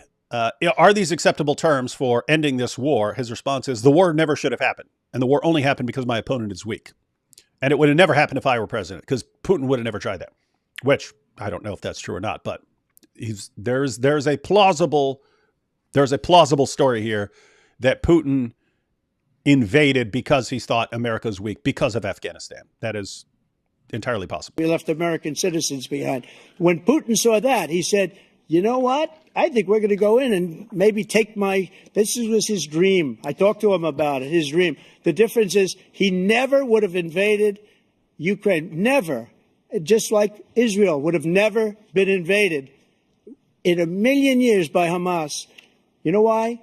Because Iran was broke with me. I wouldn't let anybody do business with them. They ran out of money. They were broke. They had no money for Hamas. They had no money for anything. No money for terror. That's why you... What? You about to say something? I think that it's actually factually wrong to say that that Hamas wouldn't have invaded Israel or wouldn't have attacked Israel, because the October 7th attack, was apparently in the making for years. Yeah, and hey, just to clarify, because you've been following this, back when you share those clips of Hamas leaders saying within 4 years they'll be wiped out, that was said during the Trump. So they were planning an attacks during the Trump administration. That was in 2018, where you can find them making such public statements, and you can also find them again repeatedly over the years, making such statements and saying, soon, the time is coming, soon. And Israel has been observing the borders since then forever, and expecting something to happen. But then, of course, there was a giant failure on October 7th, and they came through. But the plan was there, and it was made during Trump's time. Now, a follow-up related question, AP. He had embedded in what he said right there the idea that because this administration gave money to Iran, that allowed them to kind of pull the trigger. And he's saying they wouldn't have pulled the trigger when they were in a more desperate situation. They wouldn't have told Hamas, yeah, go for it now, if they were in their financially weakened state. True or false? Is that correct? I would say it's probably more likely for Iran to go ahead if they're even in a more desperate situation. Yeah, because we're looking at it now. We're saying a lot of the reason Iran is probably doing lots of things is because they're getting desperate. So if they were even more desperate, if they were doing well, they would probably be less likely to actually encourage this attack and the war. What they're doing is mostly what they're trying to rile up the Middle East because they are not doing very well. So, guys, you just heard it from the Apostate Prophet here. The reason Iran is going off on everybody is because they're so weak and they have all these financial problems. So what we should do is shower them with money and power and weapons, and then they won't want to attack anyone. You just heard it here. You heard it here, folks. Yes, the Apostate Prophet solution to bring about world peace. Yes, totally. No terror at all during my administration. This place, the whole world is blowing up under him. Well, dude, again, the hyperbole. No terror in the world during my administration. The entire world is blowing up under this guy's administration.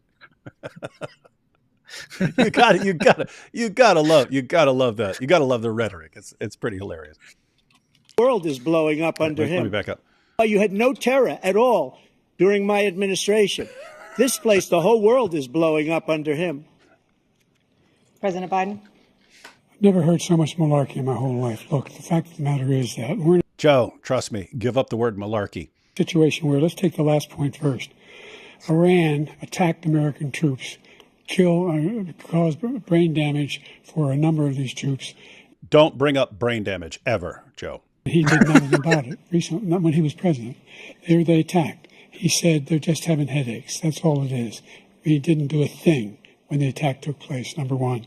Number two, we got over 100,000 Americans and others out of Afghanistan during that airlift. Number three, we found ourselves in a situation where, if you take a look at what Trump did in Ukraine, this guy told Trump, do whatever you want and do whatever you want. And that's exactly what Trump did. Did you catch that? That he's reversing the names. He's saying, Biden told Trump, he's saying Putin told Trump, do whatever you want, and that's what Trump is doing, so he invaded. He's mixed up that, unless I completely misheard that. He's saying Trump invaded. Hang on, let's back this up. This is messed up. Number 3, we found ourselves in a situation where, if you take a look at what Trump did in Ukraine, this guy told Trump, do whatever you want, and do whatever you want. And that's exactly what Trump did. To Putin encourage him to do whatever you want. He said Putin encouraged him to do whatever you want, and that's what he did. He just said it. He said Putin encouraged Trump to do whatever you want, and that's what Trump did. Trump invaded Ukraine. Look what Trump did in Ukraine. Trump he said to Trump, just do whatever you want, and Trump did exactly that, and he invaded Ukraine. See, this is not good, guys. Trump invaded Ukraine. You want and do whatever you want, and that's exactly what Trump did. To Putin, Trump, do whatever you want. Get out of Ukraine. And he went in. And listen to what he said when he went in. He was going to take Kyiv in 5 days. Remember? Trump was going to take Kyiv. Soviet Union. That's what he wanted to reestablish. That's what Trump wanted. Kyiv. And he, in fact, didn't do it at all. He wasn't able to get it done. And they've lost thousands and thousands of troops, 500,000 troops. President Trump, I never said that. For 1 minute, I just want to go back to my original question, which is, are Putin's terms acceptable to you? Keeping the territory in Ukraine? No, they're not acceptable. Thank you. Hey, I stopped it there, but that's all he said. He goes, no, they're not acceptable, but it's a war that never should have happened. It only happened because he pivoted. Well, it's at least he responded. At least he said that, because in the past it sounded like he was just he wanted to kind of force Ukraine to just accept whatever conditions Russia presents and say, just make peace.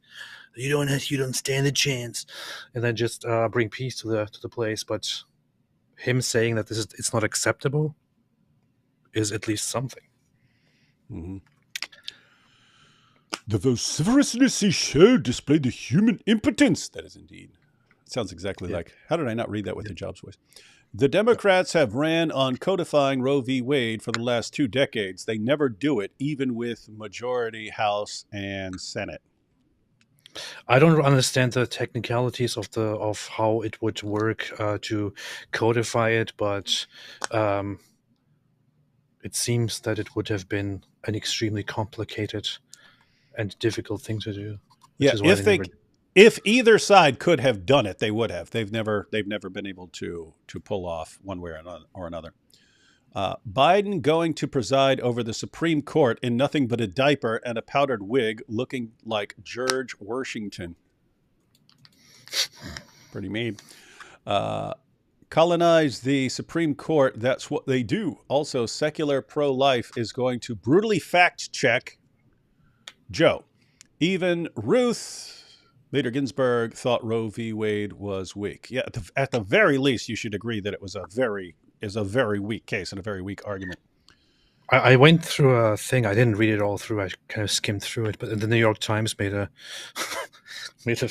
fact checking the debate, and it's just wow. It's just a whole page full of Trump misleading, Biden misleading, Trump false, Biden mostly false, Trump mostly true, but no, mostly false. It's endless. Yeah. It's incredible. You'd almost like a situation where you have people sitting, you have fact checkers sitting there at the debate, and every time they say something, their mic gets cut, a fact checker jumps in and says, here's proof that what this person just said is factually incorrect. Now go ahead and clarify. Something like that. But I mean, in an ideal situation, they should have been calling each other out. And they did. They were calling each other out. Oh, that's a bunch of malarkey and stuff like that. So you do need the fact checkers. But I mean, it would be good to have someone at least sharp enough to say that's false and here's exactly why. Biden, Border Patrol Union is on my side, not yours. Yeah, they responded to that. They responded to that. That was embarrassing. Meanwhile, Border Patrol Union on X, to be clear, we never have and never will endorse Biden. Yeah, that was a direct quote from them. So that was, I think that comes up in the fact check. It's officially the Dementia-crat party now. Dementia-crat party. I wonder if people are going to start saying Dementia-crat. Yeah. I think 1%. Okay. America should abolish the current system and start adopting European politics, European democracies. They work. Well, keep in mind that's not the two-party system is not the official system. It's not like, oh, this is your system. It's just kind of what you ended up as. And anytime you have a third party, whichever party they're closest to loses, right? In other words, if you have something that's closer to the Republican Party, this was like Ross Perot when Bill Clinton ran against George Bush would have won if it was just those two. George Bush would have won. Ross Perot entered, who was more on the Republican side, split the vote, and then Clinton won.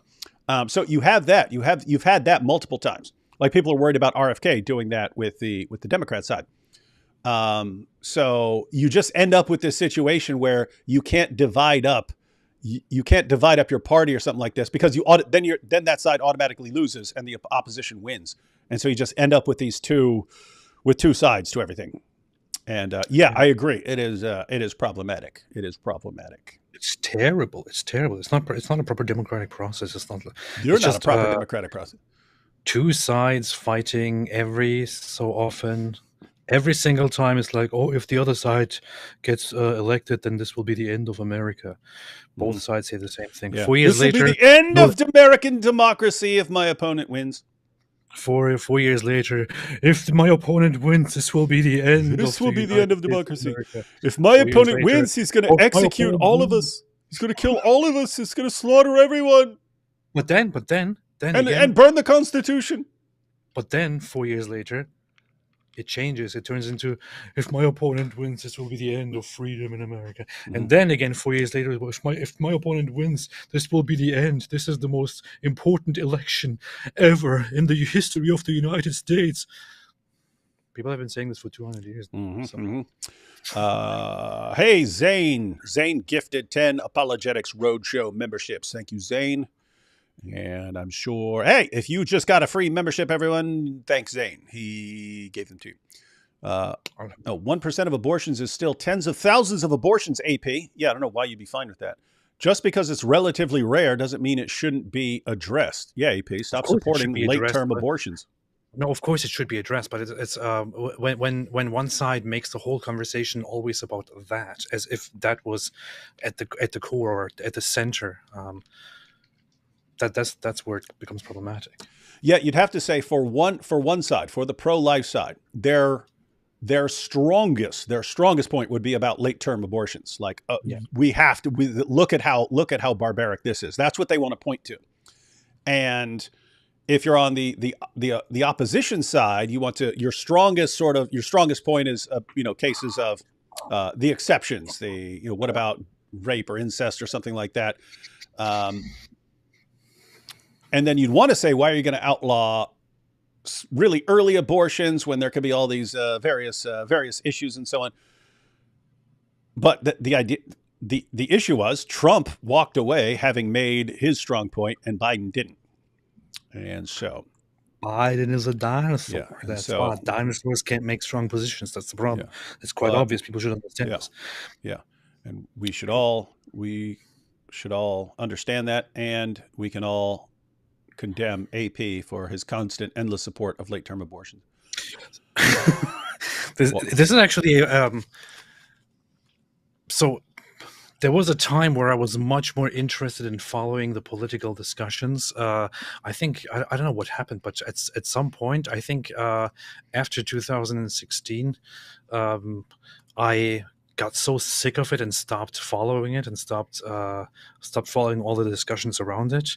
But the whole discussion around abortion was one of the issues where I thought it's such a clear example of a discussion where both sides are simply very strongly arguing that they are obviously right and that they are obviously the good ones who are obviously taking into consideration what is right and what is wrong, and the other side is obviously evil and obviously is trying to oppress people or trying to serve evil forces or whatever it is. But it's it's one of those situations. You actually have so many people who are pro-life will argue that that the other side actually has these ulterior evil motives, which is why they are pushing abortion and all that. But this is what almost nobody, and I'm saying almost because I'm trying to be a little bit charitable here, but I would actually say nobody, what nobody on the other side is actually thinking. And then on the pro-choice side, you have this whole idea that, oh no, we are for freedom, and we are for a woman to make her own choice. But the other side, they want to oppress women. That's why they are doing this. But that's not what the other side actually does. They don't want to oppress women. To them, it's a whole different issue. But the thing is, the discussion revolves around a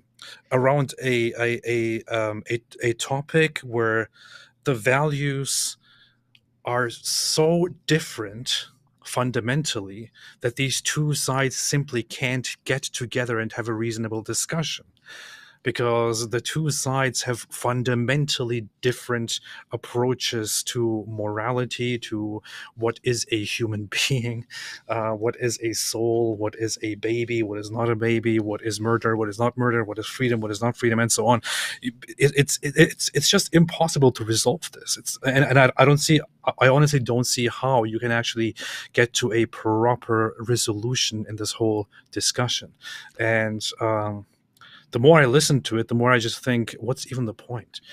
Both sides will simply argue forever that they are obviously right and that the other side is obviously wrong. That's it. It's kind of like discussing with. I'm going to give a very based example, but it's like people who eat meat trying to discuss with Hindus who are extremely anti-eating beef why it's totally fine to eat beef. You can forever say, hey, this is my right and there's nothing wrong with it. This is,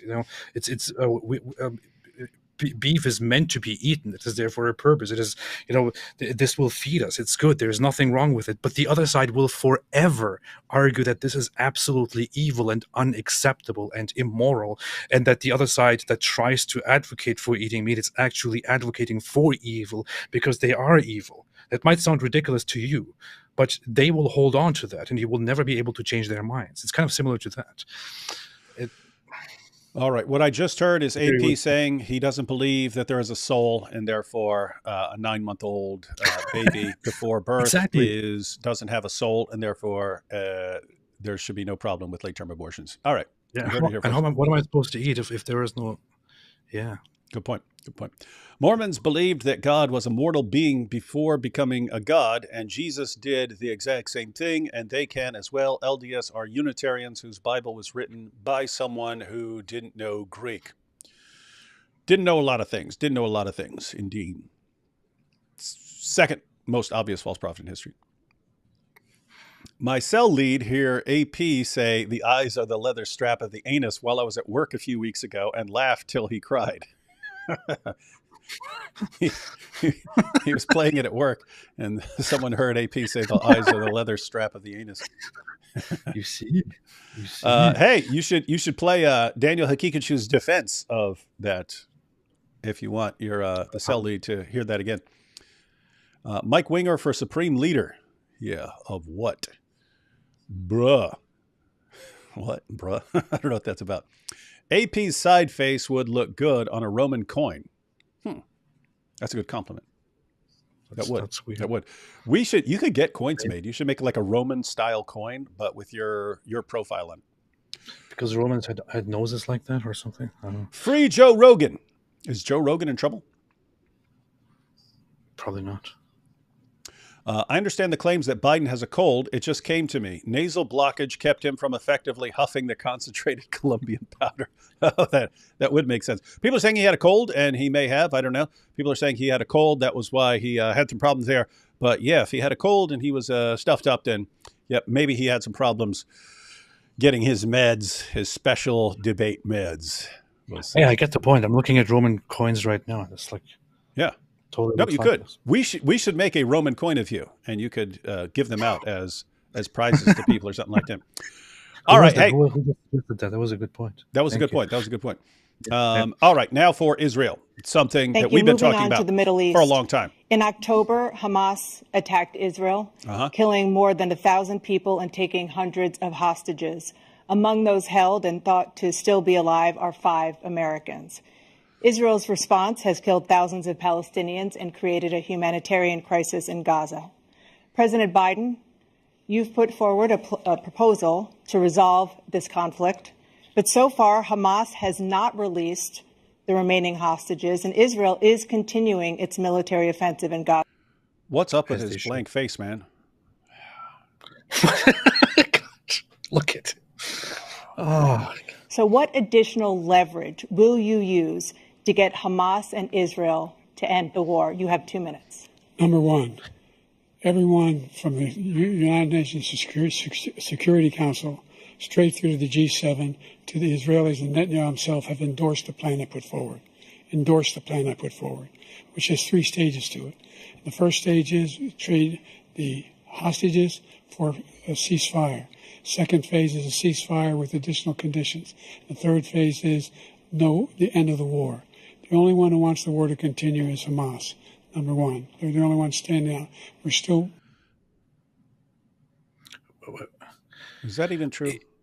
It's very hard for me to follow what he's saying, but can we just listen to that? Yeah. Pushing hard. You want to listen to it again, or continue? Yeah. Okay. Just again to the last few seconds here. Okay, I'll back it up a little bit. Security Council, straight through to the G7, to the Israelis and Netanyahu himself have endorsed the plan I put forward. Which has 3 stages to it. The first stage is trade the hostages for a ceasefire. Second phase is a ceasefire with additional conditions. The third phase is the end of the war. The only one who wants the war to continue is Hamas. Number one. They're the only ones standing out. We're still pushing hard to get them to accept. In the meantime, what's happened? It's interesting what he said. He said, I have the plan. Everyone agrees on the plan except Hamas. They refuse to hand over the hostages in favor of in return for a ceasefire. So, I mean, that is interesting. I don't know. What actually did happen is that the Biden administration made a proposal for a ceasefire, but the proposal was the plan was one that Israel never really agreed to, and which they considered a little bit ridiculous because it implies basically that Israel would be giving up their initially declared goals in this war, and that they would have to somehow make an agreement with Hamas and trust them that all the hostages will be safely returned. Plus, they would have to get out of Gaza and leave Hamas in charge, which Israel has never agreed to. When he says that Hamas is the only side that wants to continue this war, he might have a point if he is saying that that Hamas wants to continue fighting because they will not accept being brought to justice and being disarmed and all that. But it's not really true that Israel agrees to his conditions or his plan and wants to go through with it. Yeah, Israel has been maintaining from the beginning that they want to that the war will end under the conditions that all the hostages are released and that Hamas has completely surrendered and is completely removed from power.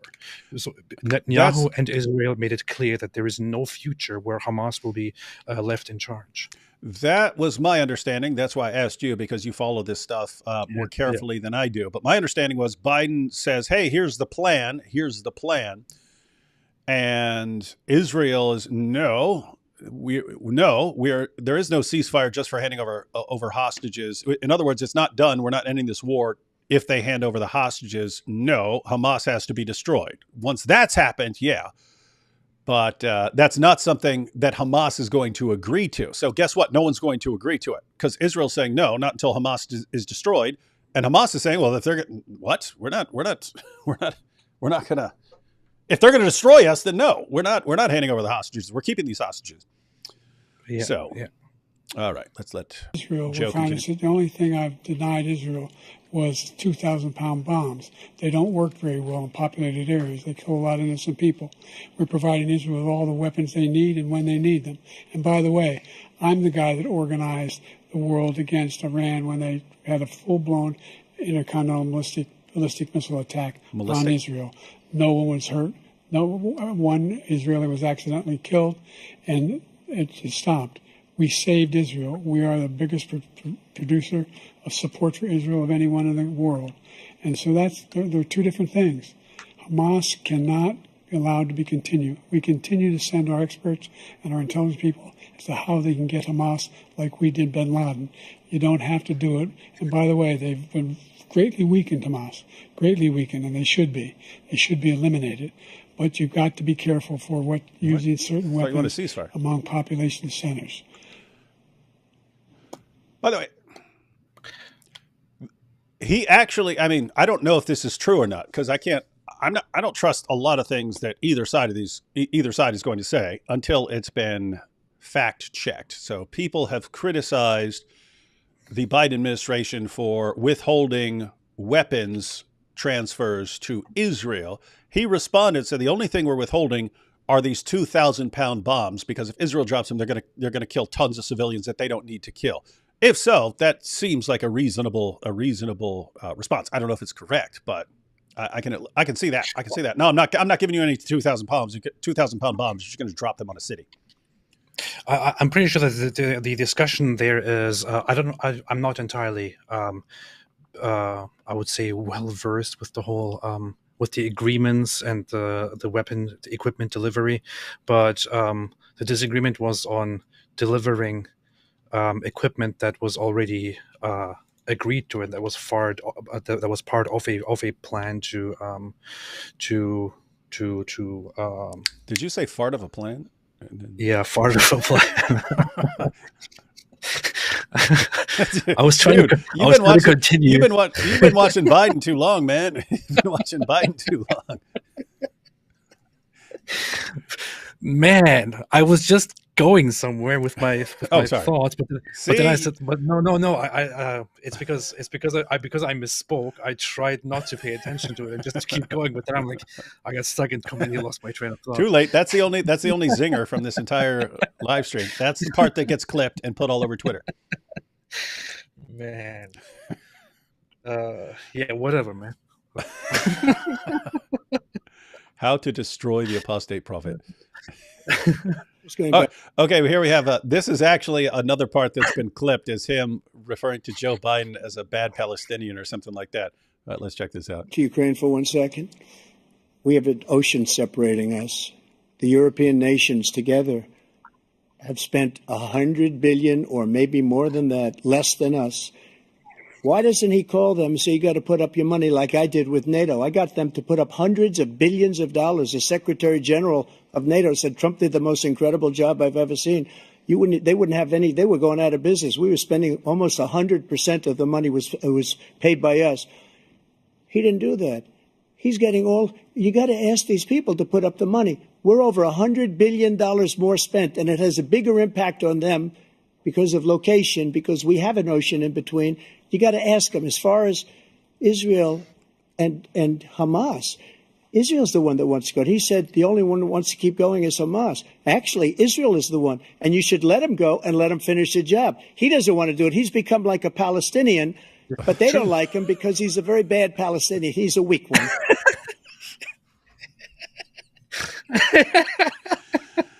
That's pretty. Aside from, I think we should actually play this again. But aside from being the typical Trump response and being funny in responding to what Biden is saying here, he actually represented one aspect of it correctly. Biden makes it look like, oh yeah, we figured it all out. We created a plan with a ceasefire agreement, and Hamas, rejecting it. That's why, that's why it's not working. That's not really what's happening. Israel has been very, very clear from the beginning that they only see an end to the current war in completely dismantling and disarming Hamas, whether that is by force or by surrender, and by freeing the hostages. Any other alternative to that is not acceptable to Israel. And of course, Hamas tries to act like they are actually a legitimate party to have discussions with, and they want their own nice conditions to this war. And they also demand that Israel immediately backs out of Gaza, goes back behind their borders, and everything returns to normal. And then they return the hostages, and then they will get ready to attack once again in a few years or in a few months. Obviously, that's not going to work out. And Trump is accurately actually pointing out here that that Israel does want to continue the war, because they should continue the war, because their goal is to destroy Hamas, because that is the only reasonable solution here. There is no future, there is no peaceful future with Hamas still in charge of Gaza. It is not possible. It is short-sighted and stupid. Israel should be fully going through with this, shouldn't be stopped by the rest of the world, should be going through with this and should destroy Hamas. That's the only way this can be resolved. Yeah, guys, so everyone get your minds around this. The reason there's still a war going on after all these months is because, on the one hand, Israel is saying we are not stopping until Hamas is destroyed and we get our hostages back. And so Hamas understands, wait a minute, there is no end to this until we're destroyed. Therefore, we can just keep going. We just need to keep going as long as possible. And so that's why things are going the way they are. I think if Israel would say, okay, we're going to pull out and let things go back to the way they were and Hamas is in charge, I think Hamas would accept those conditions, but that would just be ridiculously stupid on the part of Israel. And that's why they're not doing it. They don't want to send that message to future generations of jihadis. And so, Biden, no one cares about your plan here because it has nothing to do with reality.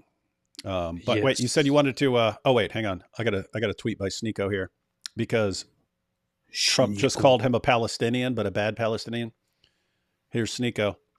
Sneeko said, "Someone in this world-class, world champion political commentator Sneeko said someone in Trump's circle needs to tell him Palestinian is not an insult. This blatantly reveals his view on the genocide. Disappointing." Free Palestine.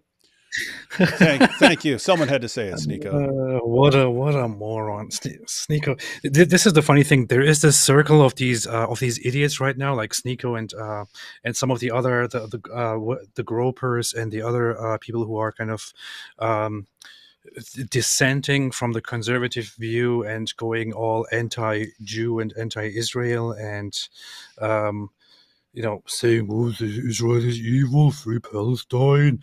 And these people, many of them will actually change their views on the conflict once Trump is president, and he then declares his support for Israel and actually gives his support to Israel. Many of these people who are currently totally anti-Israel and pro-Palestine, they will change. They will change. They just like to go against the flow. They like to go against the current. They like to be the opposition.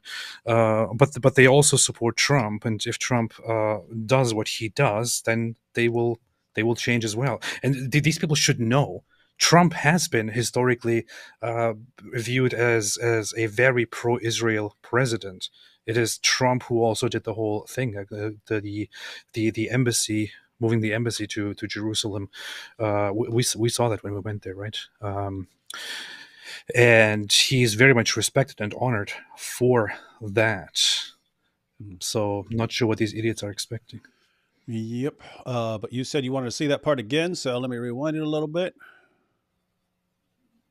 And it has a bigger impact on them because of location, because we have an ocean in between. You got to ask them, as far as Israel and Hamas, Israel's the one that wants to go. He said the only one that wants to keep going is Hamas. Actually, Israel is the one, and you should let him go and let him finish the job. He doesn't want to do it. He's become like a Palestinian, but they don't like him because he's a very bad Palestinian. He's a weak one.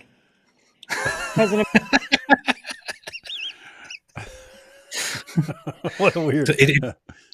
It makes me kind of happy to see Trump say that Israel wants to keep going and they should. So. Yeah, that could have gone in multiple ways. He could have said, "No, Israel's the one that wants to keep going," and then left it at that. But to add on, and they should. In other words, he just put his foot down and said Hamas needs to be destroyed, and there shouldn't be any ceasefires or anything else until Hamas is destroyed. Biden, you have a minute. I've never heard so much foolishness. This is a guy who wants to get out of NATO. Are you going to stay in NATO? He's going to pull out of NATO. Now, did you catch that? That's something people are pointing out. He asked him, "You going to pull out of NATO?" And he goes like that. I heard so much foolishness. Watch this. This is a guy who wants to get out of NATO. Are you going to stay in NATO? He's going to pull out of NATO. Yeah. His face. I've seen people respond to this that Trump's goal is to have European nations paying what they're required to pay to support NATO, and that he's a negotiator. So the theory is that he doesn't want to pull out of NATO. He just wants to make it seem like that's a totally good option to pull out of NATO unless they start paying money. But I don't know. I don't know the details. The idea that we have our strength lies in our alliances as well. It may be a big ocean, but we're ever able to avoid a war in Europe, a major war in Europe? What happens if, in fact, you have Putin continue to go into NATO? We have an Article 5 agreement. Attack on one is attack on all. You want to start the nuclear war he keeps talking about, go ahead. Let Putin go in and control Ukraine and then move on to Poland and other places. You just heard it. That would start a nuclear war, folks. See what happens then. He has no idea what the hell he's talking about. And by the way, I got 50 other nations around the world to support Ukraine, including Japan and South Korea, because they understand that this kind of dislocation has a serious threat to the whole world peace.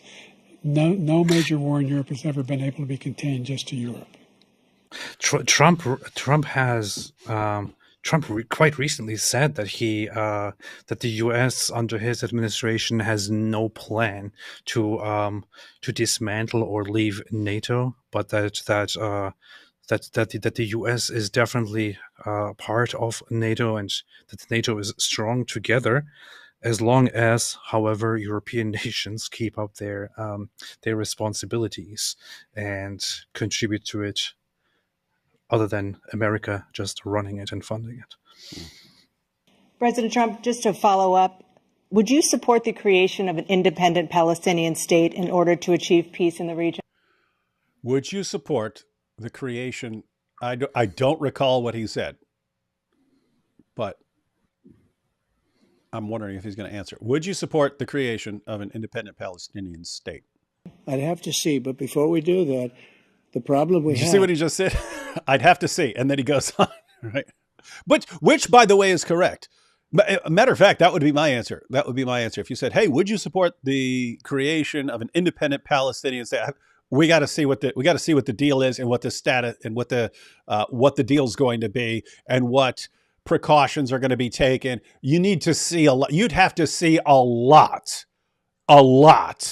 of changes. You'd have to see a lot of changes in that area, and there would have to be all kinds of precautions before you could even think about that. So guess what? What he just said, I was about to point out, I just pivoted to another topic and so on, but what else could you say? I'd have to see. We'd have to see what changes are made to see if that's even possible. But he goes on. See Al-Lat and Al-Manat, Al-Uzza. Of an independent Palestinian state in order to achieve peace in the region? I'd have to see, but before we do that, the problem we have is that we spend all the money. So they kill us on trade. I made great trade deals with the European nations, because if you add them up, they're about the same size economically. Their economy is about the same size as the United States. And they were no cars, they don't want anything that we have, but we're supposed to take their cars, their food, their everything, their agriculture. I changed that. But the big thing I changed is they don't want to pay. And the only reason that he can play games with NATO is because I got them to put up hundreds of billions of dollars. I said, and he's right about this, I said, no, I'm not going to support NATO if you don't pay. They asked me that question, would you guard us against Russia, at a very secret meeting of the 28 states at that time, nations at that time. And I said, no, if you don't pay, I won't do that. And you know what happened? Billions and billions of dollars came flowing in the next day and the next months. So in your face, naysayers. Based, very based. Some super chats here. Shawnee says, we're on Jamie Raskin again. Someone I never heard of, but it's become an important political figure in the super chats. Jamie Raskin has walked out of intelligence briefings and completely lied about what was said. The man needs to be removed. So we have someone supporting Jamie Raskin and now the opposition. My big problem with Jamie Raskin is that I don't like his name. Yeah, dumb name. Time to drop the charade. Jamie can be a girl's name. Time to drop the charade, but unlike David or Ridvan, real men's names. Time to drop the charade, Biden fans. It's all over. Oh, yeah. I think that's what's it. They are dropping the charade. Like watching after the debate and them saying this was a disaster and so on, and like being realistic about it and actually saying, how are we going to get him to step aside? Instead of just, wow, he did such a great job. Most viewers said Trump was much better than Joe Biden, regardless of political affiliation. Democratic voters also said Biden did terribly, horribly. Nobody actually thinks he did a good job. I haven't seen a single person actually say that Biden was good. I heard Mike Winger writes doctrinally sound VeggieTales fan fiction. Also heard that he was seen riding a horse with both legs over one side. None of that would be surprising to me when it comes to that guy. Let's go, AP. Brazil scored. Now they only need 6 more to make up for the 7-1 against Germany. Gosh, people still watch that stupid sport, if we can even call it a sport. It's the only actual sport people in the world care about. Nobody cares about your college thing that you play at the college where you run around with a ball and bump into each other and then have brain damage for forever. Nobody cares about that. Football means you play with your foot. Yeah, and end up with a score of 1-0 in triple overtime. Right now, actually, so exciting. So exciting. But hey, when someone eventually scores a goal because everyone's like the goalie passed out because he's so bored, then we'll try and make it look exciting by just going goal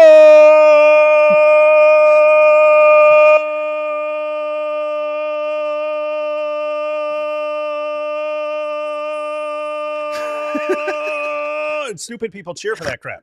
It's like, gosh. What's funny is that with your yelling there, I think the microphone, something happened in the system where it started adjusting the volume to fix things. It was kind of funny. Powerful.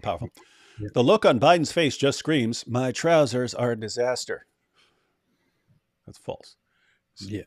The look on his face screams, "I'm super confident and ready to lead the most powerful nation on earth." Joe Biden is staring straight at you. Joe Biden. Skibbity bebop, lipo, I'm a skate man. Skibbity bitty papa lepo, I am a skate man. Low. No idea what you're talking about. Third SOS, AP, can a common cold last for months? I've had a cold for months. But I also don't sleep much, so I think my immune system... As a medical doctor, I must say that I don't think so. But it can. Hey, maybe we should get the Ahmadi doctors to answer for us. Well, Mirza Ghulam Ahmed says no, so it doesn't matter what the evidence actually says. I know you see somehow the world will change for me. Tukai cannot. Who said a golden shower under a golden sunshine? What is this? I don't know. Nuttis has your weird sense of humor. You know you won't be free until you yap while capping and see it through to the mugging. So make it right and feel so wonderful and be so wonderful. This is one of AP's fans. This is why we try to quarantine them to AP's channel. Lars says, love to hear. Something about UFC. watching you. No, I do watch football right now. I mostly focus on the Euro. You mean soccer? Look at this. At the European, the European Championship, but I'm also following the Copa America, which is what I'm viewing on the side right now. UFC, no. I would watch UFC if I was gay. Probably. Wait, so you watch literally the gayest sport in the history of humanity, but not the most masculine sport in the history of humanity? Why are you being so insulting and so degrading to you said some nonsense first. I corrected you. No, I'm not saying it as something bad. I'm saying if I was gay, even if I was interested in watching a bunch of naked men touching each other and grabbing each other and all that, I would probably watch UFC as well. I understand why all the gay men like to watch it, but and I respect that. I have nothing against it. Don't misrepresent me. I'm just saying I don't like it. You know, it's a personal preference. My son Blaze wrestled all through high school. Eventually became the captain of the wrestling team there. But he said after he started one day, right after he started, he came home all sweaty and mangled and said, "I feel like wrestling is the manliest of all sports, but simultaneously the gayest." And I was like, oh, kind of made sense. A bunch of sweaty guys rolling around on the floor together. Love to hear. Hey, what is this? Love to hear DT describing Mike Winger as the worst person. Who's DT? David Tood. David Tood. Presidential debates are for chest thumping, not expositing ideas. Google self-deportation. The idea is to enforce existing law on E-Verify. Pretty sure Trump said it in 2016, though the idea is older. Yeah, AP would have to check that out. I will make you change your mind about bussing because I'm not going through it. I'm not going through it. That's bussing. AP's fans get overlooked. Some insulin shots are being used for weight loss now. Supply going down, making the price go up, and especially when your insurance doesn't cover it fully. So I guess that's a theory about why the prices are going up. If so, that's massively screwed up. If people are using it and then the price for people who actually need it is skyrocketing. I know that there are different things. There is currently the controversy around Ozempic, which people are taking, which is normally for diabetes, but people are taking it for weight loss, and thereby really making it unavailable and driving up the prices for everybody else, for all those people who need it. Mm-hmm. Same thing is happening with a lot of different things like the major insulin providers, I think. Weird stuff. I'd rather drop the soap in prison and a prison shower than drop the soap around Muhammad. That's true. Here we go. Big Mike gonna move in on Biden. We still on the prison? These are the prison jokes from earlier. Hi, loves you guys. Just to let you know that Mike Wingeling has a floating globe, a cat cam, and he's a massive fan of The Lord of the Rings. I think all that's true. Like he actually has a cat cam that will cut away to his cat at random times. And that is the single nerdiest lame thing I've ever heard in my entire life. Can't wait for Jordan Peterson and Tommy Robinson. Oh, hey, yeah, Tommy's in Canada. Are they going to have a discussion? Are they sitting down? Did they do that already? I don't know. He is going around seeing a bunch of people. Not sure if he can freely move around right now. Isn't he contained to a certain area at the moment? I don't know. No, I believe he got released. He said he's in Toronto. He won. He won. Really? Yeah, he won in the court. Yeah. Okay. So they tried messing around with him, and he said that guy, was it Ezra Levant or something like that? Anyway, the guy helped him. He said he got him the best lawyers, and they went in there and crushed it. So that's good. There is one controversy which he already caused, which is making news in Canada right now. There is an Iranian Canadian woman who is a conservative politician in Ontario, and so apparently she met up with Tommy when he went there. with Tommy Robinson when he went there, and she made a post saying, "Hey, it was very nice to meet you," and I did see that. And the She got Muslim trouble. Council. The Muslim Council started complaining, "We cannot believe that an elected representative is meeting up with an Islamophobe like Tommy Robinson," and so on. And as a result of that, the Conservative caucus of Ontario actually expelled her and removed her from the caucus because of this, because she met up with Tommy Robinson. That's it. It's ridiculous, and it's just because a Muslim council complained about it. They came across as weak with that one, guys. This is how talk about manipulation. This is how they manipulate people. It's like, hey, here's a guy, and he's making some important points and has a lot of people behind him, and you greet him and, "Oh, did you know that he's an Islamophobe?" And, "Oh, please forgive me, please forgive me." The response should be, "Wait a minute, I'm not supposed to support him because he has a problem with Islam, but I'm supposed to support your prophet who had sex with a 9-year-old girl. Explain that." That's how you should do it, right? Wait a minute. If I should have a problem with Tommy over anything he's ever done in his entire life, go through his entire life, list everything he's ever done. Then we'll list the things that Muhammad did. And you're saying I should be against this guy for these things, but I should be for this guy, even though he's done things that are like 1 trillion times worse?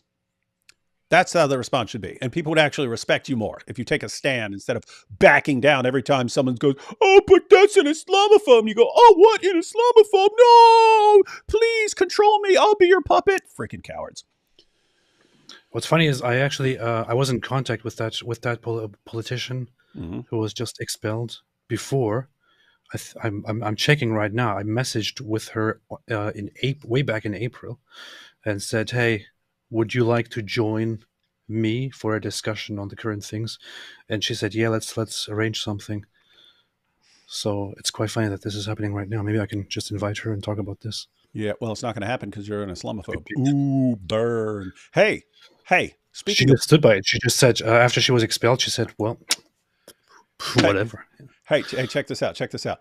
Here's the old age clip. They ask him about being so old. Glad they asked that, right? Because it's kind of a weird question to ask. Hey, you guys are so old. We have to ask this because a lot of people are concerned. You guys are so freaking old. What are you going to do? And then these guys start talking about who's got the best golf game and all that stuff. Who's old? This is the debate, man. They're asking them about Trump and Biden being so old, and then they start trying to prove that they're the most virile. Check this out. Let's turn to concerns that voters have. What? People are saying that Trump and Biden are old? Yeah, I know it's weird because they're super young. But they bring this up as a concern. But their responses, I haven't watched the entire responses. I saw part of it, and then so I grabbed the clip. But this is hilarious. Let's turn to concerns that voters have about each of you. President Biden, you would be 86 at the end of your second term. Gosh, 86. How do you address concerns? True story. Hats off for making it to 86. About your capability to handle the toughest job in the world well into your 80s? Well, first of all, I spent half my career being criticized being the youngest person in politics. I was the second youngest person ever elected to the United States Senate, and now I'm the oldest. This guy's 3 years younger and a lot less competent. That's actually good. That's actually a good little burn there. This guy's 3 years younger and way less competent. I like it. That's the first time that he actually. Yeah, he should have had those. He should have had those sick burns, those little burns, just throughout, and it would have affected people's perception. That's funny. I react like this when Trump does these things. This is the first time that I'm actually reacting to Biden saying something like that. Guys, whoever's side you're on, a good little jab is a good little jab, regardless. Look at the record. Look at what I've done. Look how I've turned around the horrible situation he left me. As I said, 15 million new jobs, 800,000 manufacturing jobs, more investment in America, over billions of dollars in private investment in enterprises that we are growing. By the way, we brought an awful lot of people. The whole idea of computer chips. We used to have 40% of the market. We invented those chips, and we lost it because he was sending people to find the cheapest jobs. The question is about you being so old, dude. So I went to South Korea. I convinced Samsung to invest billions of dollars here in the United States. And Look at Trump. Guess what? Those fabs, they call them, to build these chips, those fabs pay over $100,000. You don't need a college degree for them. And there's billions, about $40 billion already being invested and being built right now. Why are you United so States, old? That was the question. Significant jobs for Americans all over the world. You know what's funny? Well, you look at Trump's face, and what I see looking at his face is he already knows how this is being viewed. Mm-hmm. So he's just smirking and doing the face of like, you guys seeing this? Indeed. President Biden, you have 40 seconds left. Would you like to add anything? He ends and they go, you got 40 seconds left. You want to wrap up you want to add anything? Yeah, I would. The idea that somehow we are this failing country. I never heard a president talk like this before. We're the envy of the world. Name me a single Are you too old? That was the question. Wouldn't trade places with the United States of America for all our problems and all our opportunities. We're the most progressive country in the world in getting things done. We're the strongest country in the world. We're a country in the world who keeps our word, and everybody trusts us. All of our allies and our those who he coddles up to, from Kim Jong-un, he sends love letters to, and Putin, etc. They don't want. See, that's it. That was another one. That was another one. He should have done that the entire time. He goes, Kim Jong-un, he sends love letters to. What? Dude, should have been doing that all along. Screw around with us. Thank you. Former President Trump, to follow up, you would be 82 at the end of your second term. It was kind of funny that Trump was actually publicly flirting with Kim Jong-un when he was president. It was a funny thing to. Hey, you're way hotter than Melania. Because I like Asians. What do you say to voters who have concerns about your capabilities to serve?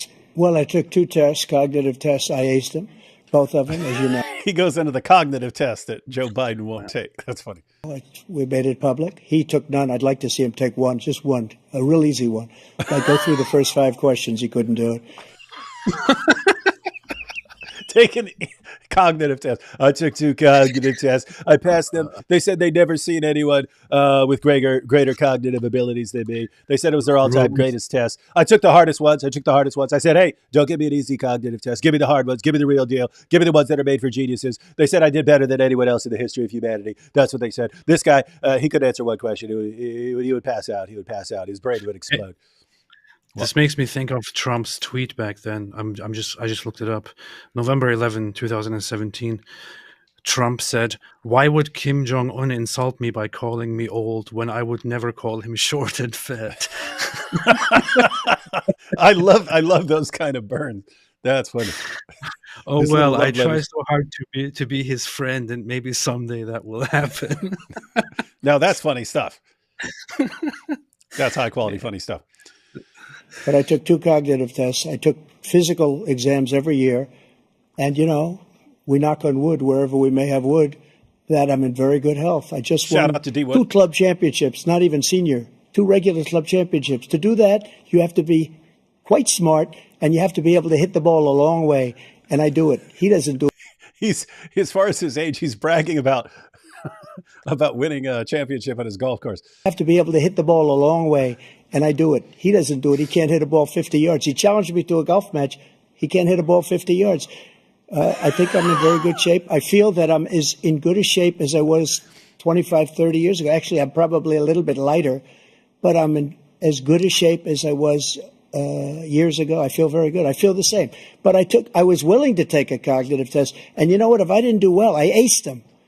Dr. Ronnie Jackson, who's a great guy when he was White House doctor. And then I took another one, a similar one. And one of them said they'd never seen anybody ace them. Thank you. He actually did it. I aced the cognitive test, and I was told nobody's ever aced this test before. That's how smart I am. Oh, and I won a golf championship multiple times. So all your concerns are invalid and unjustified. President Biden? You can see he is 6'5" and only 223 pounds, or 235 pounds. Well, you said 6'4", 200. Well, anyway, that's what anyway, just take a look at what he says he is. And take a look at what he is. Look, I'd be happy to have a driving contest with him. The reason I got my hand.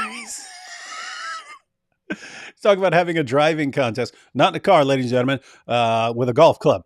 He wants to. He's challenging Trump to have a driving contest, see who can hit the ball, because Trump said he couldn't hit a ball 50 yards, and these are the candidates for president of the United States, ladies and gentlemen, talking about who can hit a ball the farthest. Have a driving contest with him. I got my handicap, which when I was vice president, down to a 6. And he's talking about his golf handicap, which I still don't know what that means, but he's saying he got his handicap down to a 6. All right. What I told you before, I'm happy to play golf if you carry your own bag. Think you can do it? Did you see this? He said, I'd be happy to play golf with you if you could carry your own bag. Do you think you could do it? This is vice awesome. President, down to a 6. But by the way, I told you before, I'm happy to play golf if you carry your own bag. Think you can do it? That's the biggest lie. He's a 6 handicap of all. I was an 8 handicap. Yeah. 8. But I have, I've seen you swing. I know you swing. Okay, let's not act like children. President Trump, we're going to. Did you catch that? Trump said, let's not act like children. This is Donald. If Trump says you're acting. Look, watch it. Play it again. Here it goes. It's an 8 handicap. Yeah. 8. But I have, how many? I've seen you swing. I know you swing. Okay, let's not act like children. President Trump, we're going to. Let's not act like children.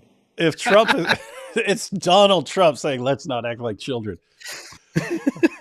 Oh boy, this is wow. Bad situation. But the thing is, I'm stuck on one thing though. Did he just make a joke about a boner? Where? Did he just make a wood joke when he said he said something like knock on wood wherever we may have wood or something like that? What does that mean? I don't know.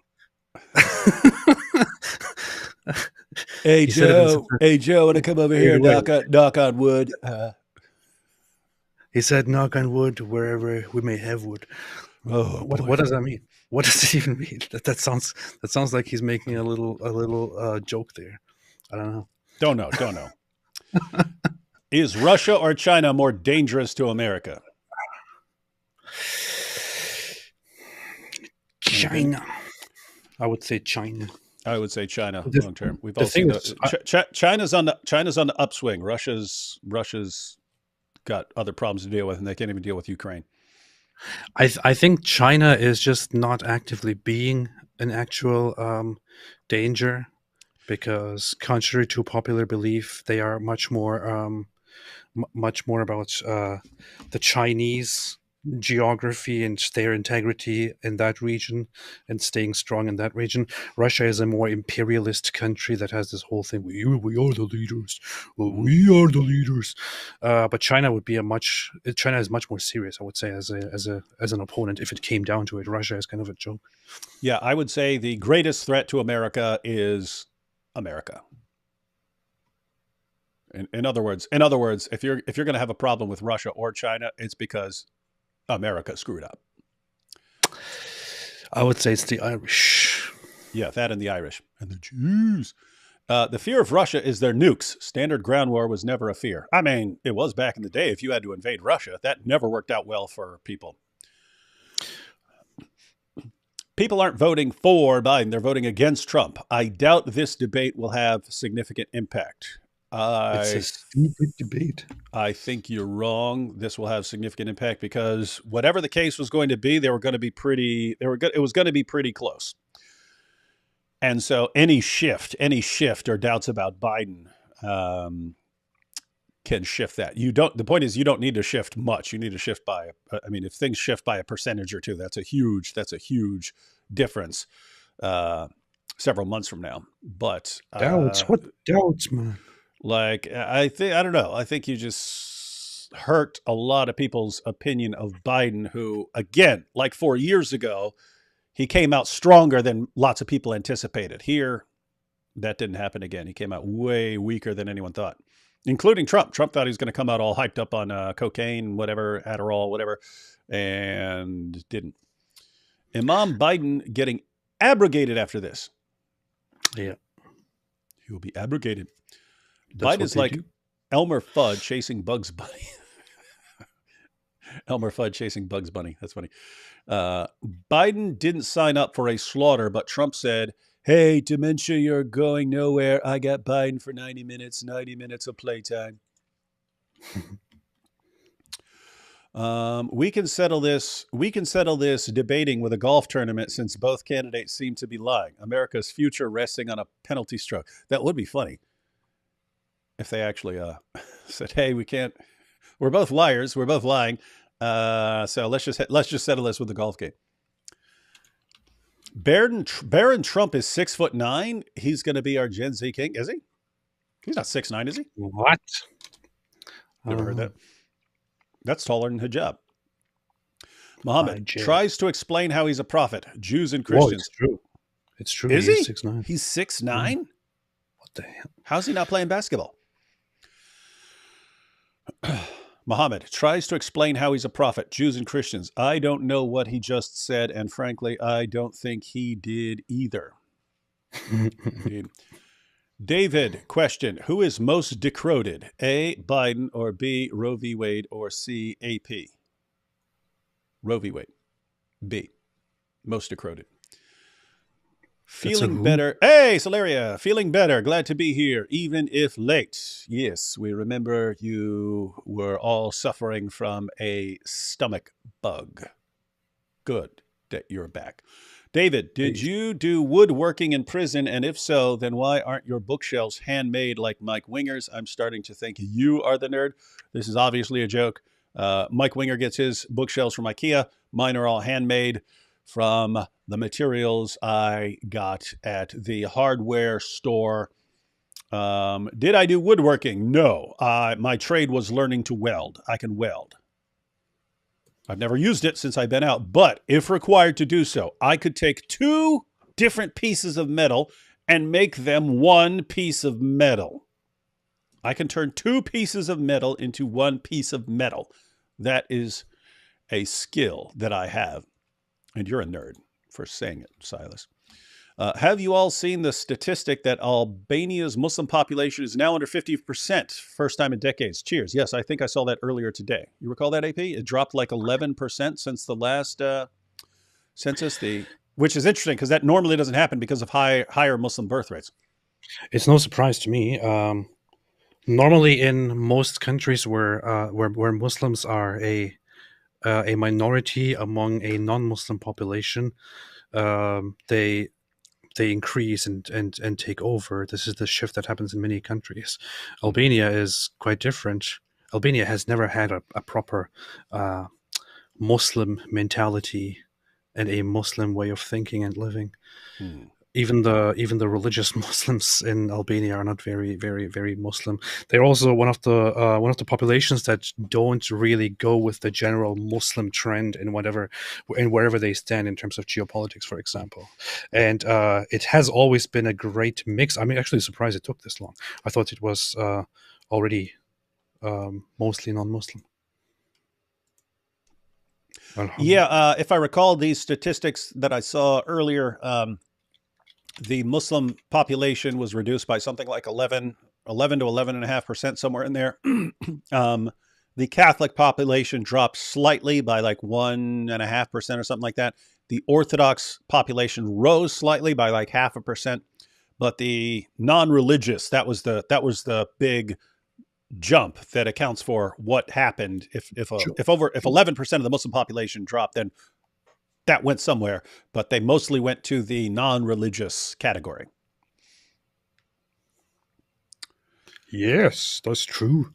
Albanians don't care much about religion in general. Yeah, they're dumb. That's the thing. They don't care. They have their relationship with religion is kind of ambivalent. They have had this whole thing where they're trying to exist as these independent, unique people, but they're being told to convert to this religion and that religion. They're like, just leave me alone, man. They've also been known as drinkers forever, which is actually people also say that about Bosnia. I think that that's the dilemma in Bosnia is that they are Muslims, but they also like to drink a lot. So why are you talking trash about Albanians, man? Albanians are based best criminals, best gangs in Europe.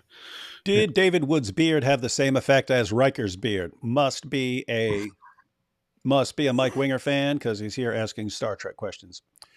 Joe was meant to be on some Coke, but sadly Hunter found it first and replaced Joe's with Parmesan cheese, so that's why Biden was so out of it. That would explain things. Check out Black HX at wallbuilders.com and what Frederick Douglass stated of day 3, month 0, stay away from party of death. Prayers for USA. God is sovereign, in charge of rise and fall of nations. USA. Cameron said, besides Islam, crazy Mormon stuff is my second favorite obsession. Do ex-Mormons and ex-Muslims ever talk or collaborate? Much overlap or different barrel of fish? Lot of overlap. I've seen that from lots of people who study both. They bring up the similarities, but I've never studied Mormonism much enough to really comment. But it would be good to sit down with someone who knows a lot about Mormonism and bring up the comparisons. I actually talked to an ex-Mormon on my channel before. Oh, that make you feel strong? Ooh, now I can attack Mormons too. Ooh, look at me. Nice Mormons who show up and just speak nicely and ride their little bicycles and show up in button-up shirts. And it's like a 17-year-old with Elder Jones sitting on his shirt. Yeah. You're gonna pick on these 17-year-old kids, huh? And make you feel tough, make you feel strong. Yeah. Mm-hmm. Picking on little 17-year-olds. Yes, I actually have a live stream still on my channel with an ex-Mormon, so you can find that ex-Muslim and ex-Mormon talk. It was quite funny. Pretty rude. Oh, this is an important comment. Nobody cares about commie ball. That's true. That's true. It's a situation where like everyone thinks that they care about it, and so they all act like they care about it, but they don't really care about it. Did you guys see, I saw the link to it. I didn't actually watch it. You familiar with this? Did you guys see Open to Debate's video, Is Islam Anti-Semitic? Reza Aslan versus Tim, can't remember his last name. Rabbi Shmuley showed up a moment. That sounds like a horrible event, but I'll check it out. I might want to check that out too. I'm not sure which Tim this is, but Rabbi Shmuley apparently thinks that if you're like Islam and Judaism are good buddies, but that there are Muslims who don't realize, like they're bad Muslims. They don't realize that Islam is all about peace and tolerance or something like that. Sounds like that's what he thought in the past. I'm wondering if the past year has changed his perception. When I heard him say that Islam is actually, Islam is not at fault. Islam is a good religion and all that. I thought, that sounds a little bit dumb. That's a little bit of a dumb thing to say, a little bit irresponsible. But yeah, I don't know. Yeah, I'm seeing it right now. Is Islam anti-Semitic? 1 hour discussion. That's 10,000. That's it. Yeah, we can review that. I can guarantee you, Reza Aslan is spouting some complete nonsense. That guy's can't stand that dude. He's one of the worst. He's one of the worst of the worst. Literally. Quite frankly, yes, Biden should step aside. Honestly, I'd prefer if both would. That would be the healthiest option for the polity. Unlikely, sadly. Yeah, I actually prefer candidates who, if they win, even the opposing side is going to respect them. So there were Democrats who respected Ronald Reagan. There were Republicans who respected, Bill Clinton, apart from the Monica Lewinsky stuff. You had people who could say, okay, even though this guy won and he's not our guy, we can still respect him. Why do you have to bring up Monica Lewinsky? Why don't you have to bring the issue, Solaria, is I'm not sure you can have that anymore. Because as populations polarize, people aren't going to want to elect someone unless the person is completely reprehensible to the other side. You don't want a candidate that the other side might have the slightest bit of respect for. You want someone who is going to be a complete abomination to the other side. You want someone that's going to enrage the other side. I think that's where we are right now. So it wouldn't. You could get rid of Trump and Biden right now. The replacements would be people who are the devil to the other side. But the people... Don't say it. Royal here says, for the first time in 200 years, as Albania is no longer considered... Oh, yeah, another comment. For the first time in 200 years, Albania is no longer considered a majority Muslim country, according to a 2023 census. Congratulations. Yet, neither is Iran. Pleased. So things can change, ladies and gentlemen. Iran is no longer a Muslim majority country. Albania no longer a Muslim majority country. Let's get all the other so-called Muslim majority countries to non-Muslim majority countries. Let's get the party started. Well, the thing is, I would be celebrating it if it was a different country. But the thing is, I never really considered Albania a Muslim country. I mean, I grew up with Albanians around me. What is your problem with Albania, man? Everything you say about Albania is negative. I knew about Albanians. I know the history of Albania a little bit, pretty much. I know the culture of Albania, and most people don't look at it and see a Muslim country or a Muslim culture. It's very, very detached from Islam. Yeah, that's it. You have to check out the culture and stuff that comes out of Albania. Nothing to do with Muslim culture. Totally detached. So yeah. Or but is it so Muslim? But they still have the best crime rings, best crime stuff, best like when it comes to, for example, in Europe, if you want to steal a car, for example, and do something with it, definitely always Albanians best choice. No, you guys hear about Archbishop Vigano excommunication trial for calling the Pope a buster? Bro has been going off. No, not familiar with that at all. That is interesting if you get excommunicated for calling the Pope a buster. I think if your name is Vigano, you should be excommunicated by default. I was thinking that was a cool name. I like the name Vigano. And you're like, oh no, you should be excommunicated. Biden needs the device that Hans Niemann used to cheat in his chess match. I don't think that would work for a debate. What is AP's fan showing up here again for? So wake up the members of my nation. It's your time to be. There's no chance unless you take one, and the time to see the brighter side of every situation. What's the brighter side? It's all darkness and pain. Oh, wow. Actually caught one of these. Keep up the good work. We will. Clever Trump erectile joke, utterly based. You talk about the wood thing? Yeah. Trump during cognitive test. Person, woman, man, camera, TV. Oh, cognitive test. Person, woman, man, camera, TV. That's it. You passed. Wow. I aced it. I aced the entire thing. Like to hear Trump describing Mike Winger as the worst nerd. Dude, I said I've never voted. I said I've never voted in my life. My dad never voted in his life. In order to even vote, I would have to apply for my rights back because I'm a convicted felon. And I don't think I'm ever going to see a political candidate that I like enough to make me want to do that. But I'll say it here. If Donald Trump declares that Mike Winger is the worst nerd ever, I will apply for my rights back and I would vote for him in a heartbeat because someone needs to do that. All right, AP, we just got the conclusions here. Let's check out these conclusions. Drop YouTube said AP stands for active president. That's not true. It actually means American president. American president. American president. AP, the American president. It is now time for the candidates to deliver their closing statements as predetermined by a coin toss. We're going to begin with you, President Biden. You have 2 minutes. 2 minutes. He knew it was coming. He knew it was coming. I have not watched. I'm trying to think if I've seen. I do not recall what they said in the concluding statements, but you knew the concluding statements were going. So this is something you could have thoroughly prepared ahead of time. So this is what would be thoroughly prepared here. We've made significant progress from the debacle that was left by President Trump in his last term. We find ourselves in a situation where, number one, we have to make sure that we have a fair tax system. I ask anyone out there in the audience, or anyone out watching this debate, do you think the tax system is fair? The fact is that I said nobody even making under $400,000 had a single penny increase in their taxes, and will not. And if I'm reelected, that'll be the case again.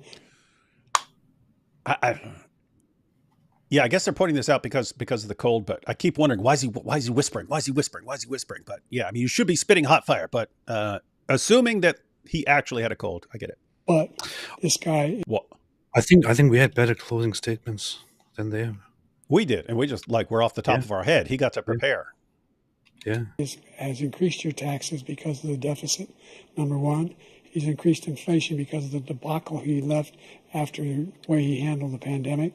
And he finds himself in the... Hey, did you catch it? Smart. He just blamed the inflation on Trump. Position where he now wants to tax you more by putting a 10% tariff on everything that comes into the United States of America. What I did when, for example, he wants to get rid of the ability of Medicare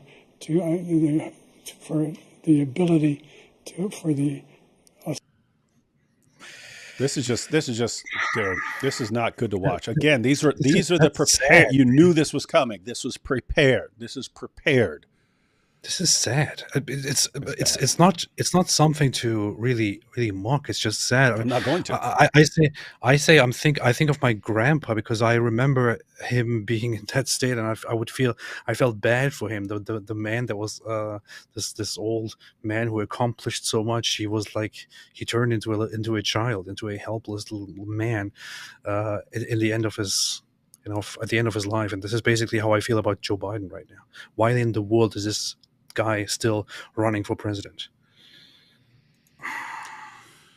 Yeah. Sad. To be able to negotiate drug prices with the big pharma companies. Well, guess what? We got it down to $35 for insulin instead of $400. No more than $2,000 for every... He just said insulin price drop. We just heard that it's skyrocketed, and I mean that's what we're told in the chat. But sounds like the price is skyrocketing. He says it's been lowering. Senior, no matter how much prescription they need, you know what that did? That reduced the federal debt by $160 billion over 10 years because the government doesn't have to pay the exorbitant prices. I'm going to make that available to every senior.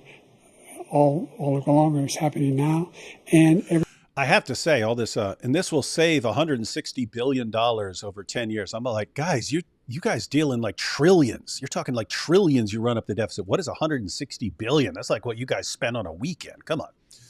But in America, he wants to get rid of that. I'm going to make sure that we have child care. We're going to significantly increase the credits people have for child care.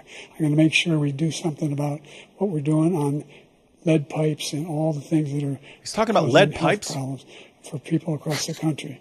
We're going to... He's seriously talking... Well, I'm going to deal with... If I'm reelected, we're going to deal with lead pipes and the health problems they can cause. Continue to fight to bring down inflation and give people a break. Thank you, President Biden. President Trump, you now have... What?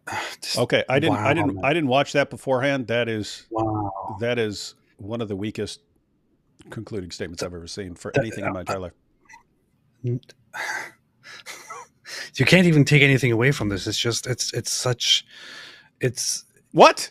You didn't hear the part about lead pipes? That got me excited. I'm ready to go vote right now. Lead pipes. I've just been sitting here wondering, when are we finally going to do something about all the lead pipes?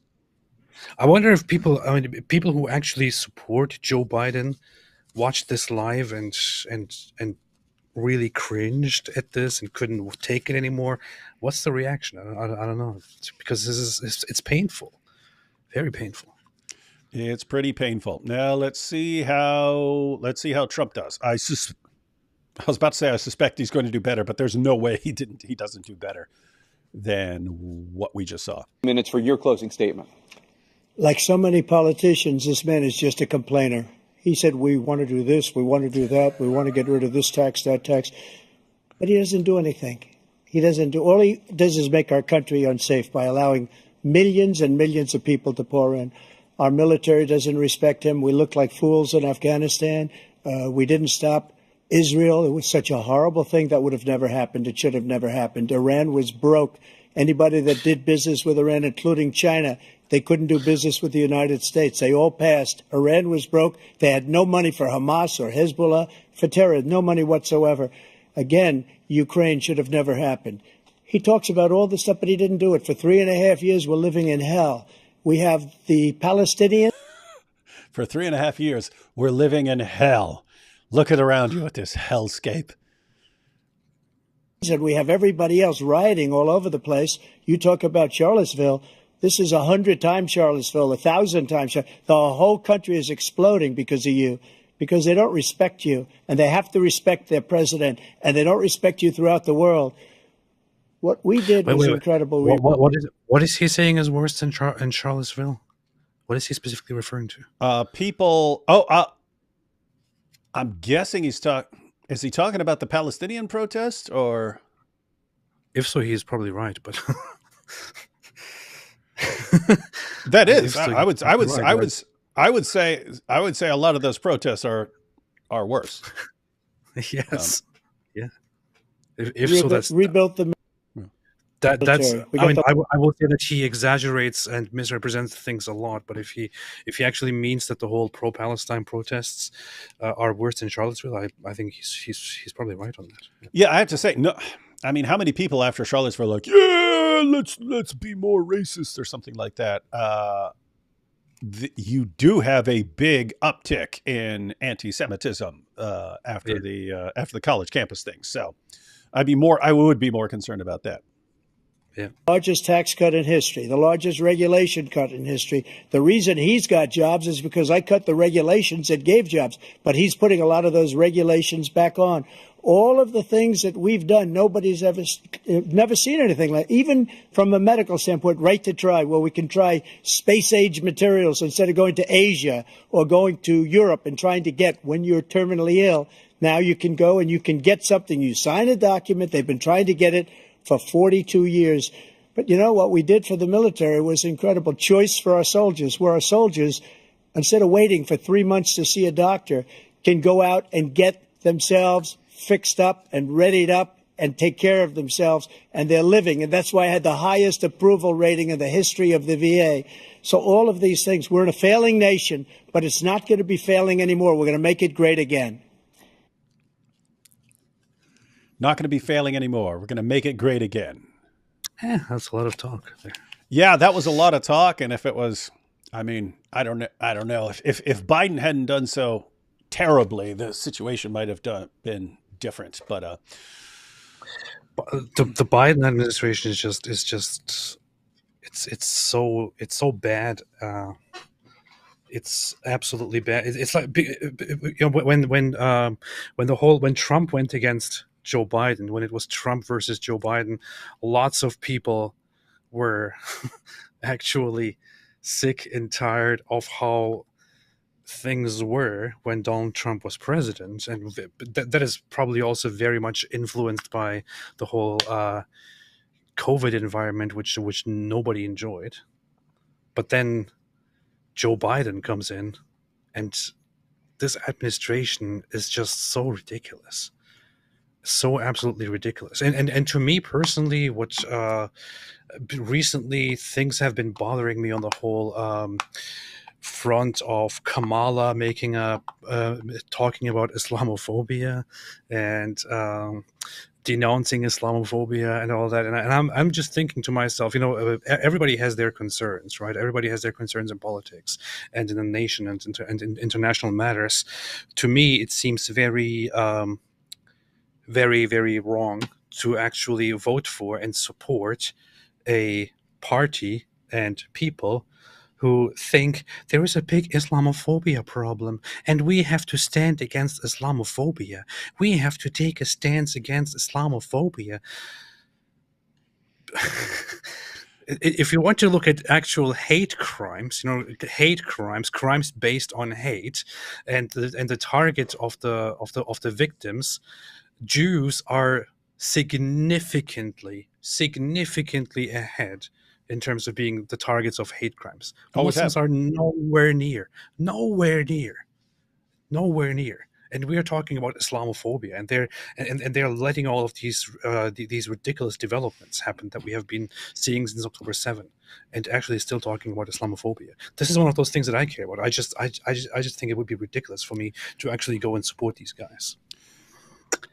Yeah, if you look globally, Christians are the most persecuted group in the world. If you look at the U.S. and other Western nations, then it's Jews. And what do all our politicians say?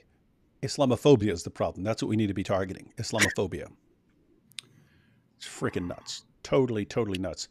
Let's see.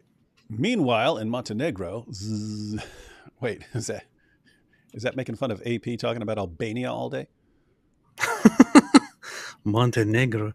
I don't know. I have actually been to Montenegro, which is very weird because most people haven't been there.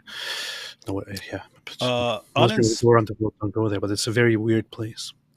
Uninspiring philosophy is a wingaling. Thoughts? Yeah, I'm not sure. I mean, he did post an extremely offensive picture of him with Mike Winger. So Mike Jones, inspiring philosophy. Maybe they think, oh, we're both named Mike, so we need to unite. It'd be stupid. But it's also possible. I mean, Mike Jones, not Mike Winger. Mike Jones, very intelligent guy. And so perhaps he's trying to infiltrate the wingaling community to bring it down from within. We don't know yet. We don't know if he's a terrible traitor who joined the wingalings or if he is infiltrating them to destroy them from within. We won't know. We'll find out. But if he is actually a wingaling, his judgment will be swift. We need more creators to spread truth. I speak to all. Rise up and make differences like these guys are doing. If you have talent, do something. Yes, do something. That is a good idea. And that's something I've said lots of times. Guys, don't think that you have to spend all your time doing something. Don't think that you have to go out and just learn all these massive amounts of. It's good if you do, but don't think, oh, in order to do something, I would have to go and do all this stuff. No, you can learn one or two important little things and just keep sharing that over and over and over again. So, yes, do something. Be like David. Yes, be like me. Ben's take on economics is great, and Joe's, the rich must pay their fair share, is not economically possible. Then again, Ben controls the space lasers. Oh, Ben Shapiro here? Well, Ben controls the space lasers because he's a Jew. Yep. Chabad House Virgins versus Israel Beitar Chads. Alhamdulillah. Powerful. Super Chat had me edit chat several times, hence not easily understood. I'm new to this. Mormon and Islam have same source, so many similarities. Your debate several days ago, bros, was great. Yeah, we do have this issue with Super Chat. And what's interesting is that the chat, apparently it's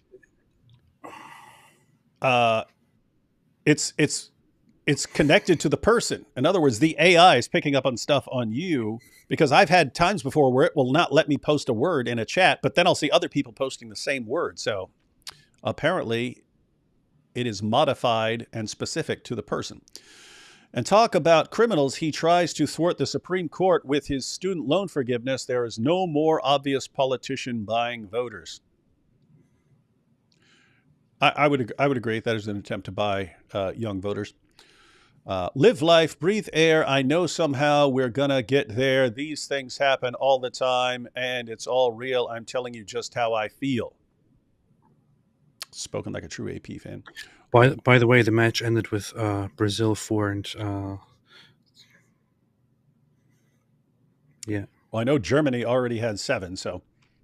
No, Brazil 4 and Paraguay 1. So, I thought you might want to know that, Dave. Someone said German. Yeah, but no one cares. No one cares. The crap sport. That was a long time ago. That was a long time ago. Yeah. Okay. Well, you wouldn't get it. No one in the world cares. Literally no one. Always look on the bright side of death. That's a good idea. Some things are meant to be, so give me your best and leave the rest. To me, I know it's time to raise the hand that draws the line. What are these lyrics from? I don't even know. Do you know what this is? You might want to search one of this. I know somehow it's going to be mine. Show me what you can become. There's a dream in everyone. Just leave it all to me. If you read all these, you said all the lyrics to the iCarly theme song based. iCarly? Is that a cartoon? Some sort of cartoon, isn't it? I don't know what in the world iCarly. It's a theme song. TV show or cartoon. What age did you guys read the Quran? Michael Knowles read it at 14 years old. A sitcom from 2007. Weird.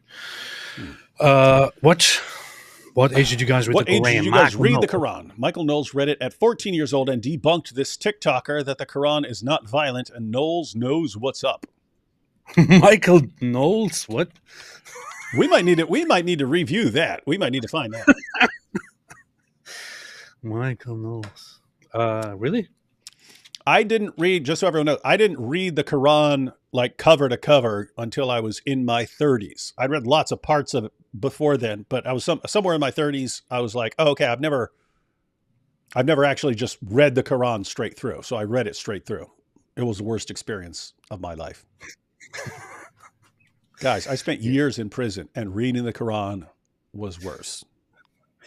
Donald Trump is often very hyperbolic, exaggerates. It's the worst ever, but David is not exaggerating.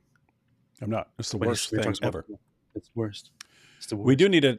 Don't let me forget that. Someone remind me if we forget to check out Michael Knowles responding to a TikToker and exposing the Quran, because we want to check that out. I won't remind you. No. AP, have you ever read the Quran? If so, at what age? I read it before I was born. I don't read the Quran. Quran reads me. Yeah. In your face. To be fair, insulin was purposefully inflated for years due to corporate greed. The current problem is new, based on evil prescription practices. Makes me not want to get diabetes, which runs in my family. A bunch of my family members had diabetes. What's your problem with diabetes? Well, now they're telling me that it's $2,000 for a 3-month supply. I don't want to get that stuff. So why are you dissing diabetes?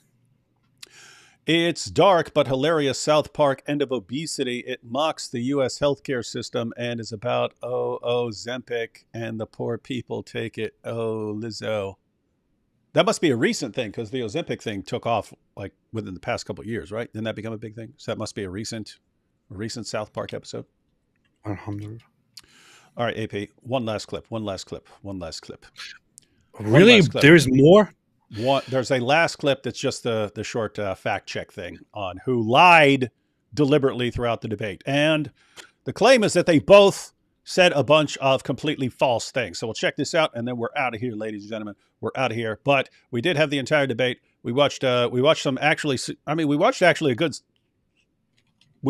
like 30 to 40 minutes total of the hour and a half debate.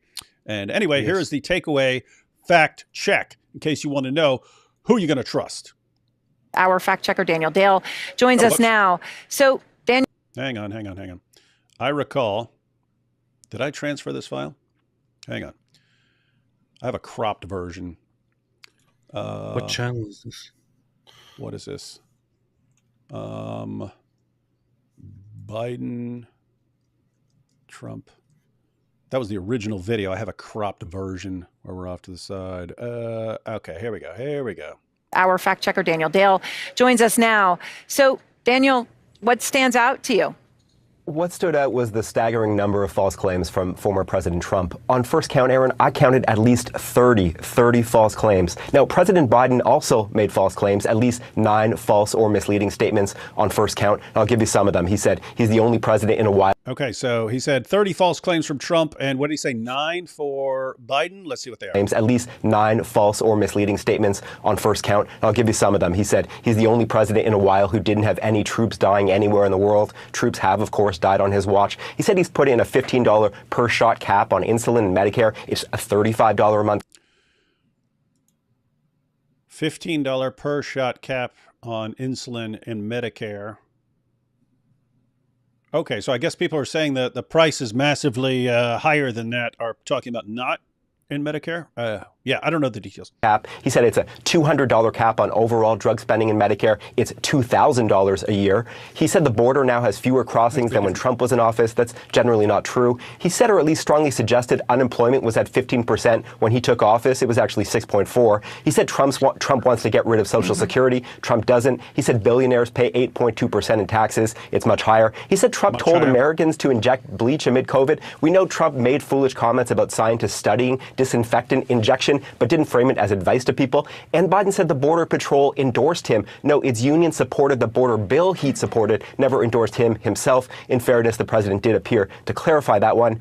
Now, it's actually surprising to me that they fact checked and pointed out that Trump never suggested injecting bleach, because this is one of those things that people exaggerated and said he told people to drink bleach. He did make an interesting suggestion, but he never actually told people to inject or to drink bleach. So yeah, guys, don't inject or drink bleach. If you need it to make your whites bright when you do laundry, then use it for that. You can use it for cleaning. It helps. You want to clean a toilet, just dump some bleach in there. Yeah. Very helpful. Soup. Very helpful. All right, now for Trump's many false or misleading comments. Trump list. It is way, way longer. So deep breath. He said some Democratic states allow people to execute babies after birth, an egregious lie that is illegal in every state. He said everybody. That's the thing. That's the representation. There were some sections where I didn't actually see, but I watched their section on abortion. Didn't sound like he was saying that there are states that allow this. Sounded like he was saying that that had been suggested by the governor of Virginia or some previous governor of Virginia or something like that. I don't know. I'll have to check it out again. But even Democrats wanted Roe v. Wade overturned. Roe was supported by 2/3 of Americans, even more Democrats. He said every legal scholar wanted. That clearly, when everyone agrees, all the scholars, everyone says it has to go back to, no, that was, and that's one of the things where we both saw that we see that Trump is obviously wrong there, but any sane person who can actually keep up with the debate could have jumped on that immediately and corrected him on that, but not Joe Biden. And that's a problem. I mean, it's almost like it's almost like Biden was encouraging Trump to overstep these things, just like he encouraged Putin by the sloppy withdrawal from Afghanistan. Hey, these guys are incompetent. They're not going to do anything. I can get away with anything I want. And then Trump's, I can get away with everything. I get away with anything I want. I'll just say everything I want. Hey, did you know the Democrats are going to kill all these toddlers? They're going to kill a bunch of toddlers. They're going to abort toddlers.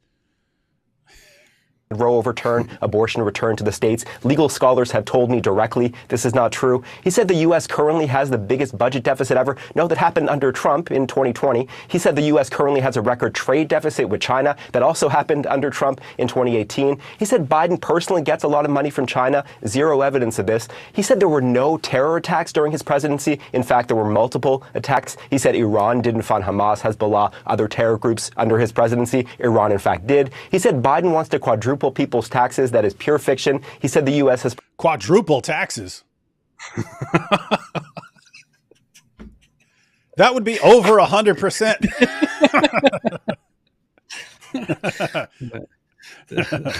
Provided way more. He wants to tax you 150% of what you make. So you better vote for me. Okay, dude, this actually sounds like, hey, if this guy's not going to catch me on anything I say, I'm just going to say. To Ukraine than Europe had. It's actually the opposite. He said the U.S. has provided about $200 billion in Ukraine aid. It's closer to $110 billion. He said 18 or 19 million people have crossed the border under Biden. That is millions too high. He said many of these migrants are from 18 or 19 million. That would be pretty rough. Prisons or mental institutions. His own campaign cannot corroborate this. He said Biden has only created jobs for illegal immigrants. Total nonsense. He said Nancy Pelosi turned down some of these. Yeah, some of these I'm thinking that just sounds like something you say to make a point and to exaggerate. He obviously doesn't literally mean that Biden only created jobs for those people, for criminals and whatever. Yeah.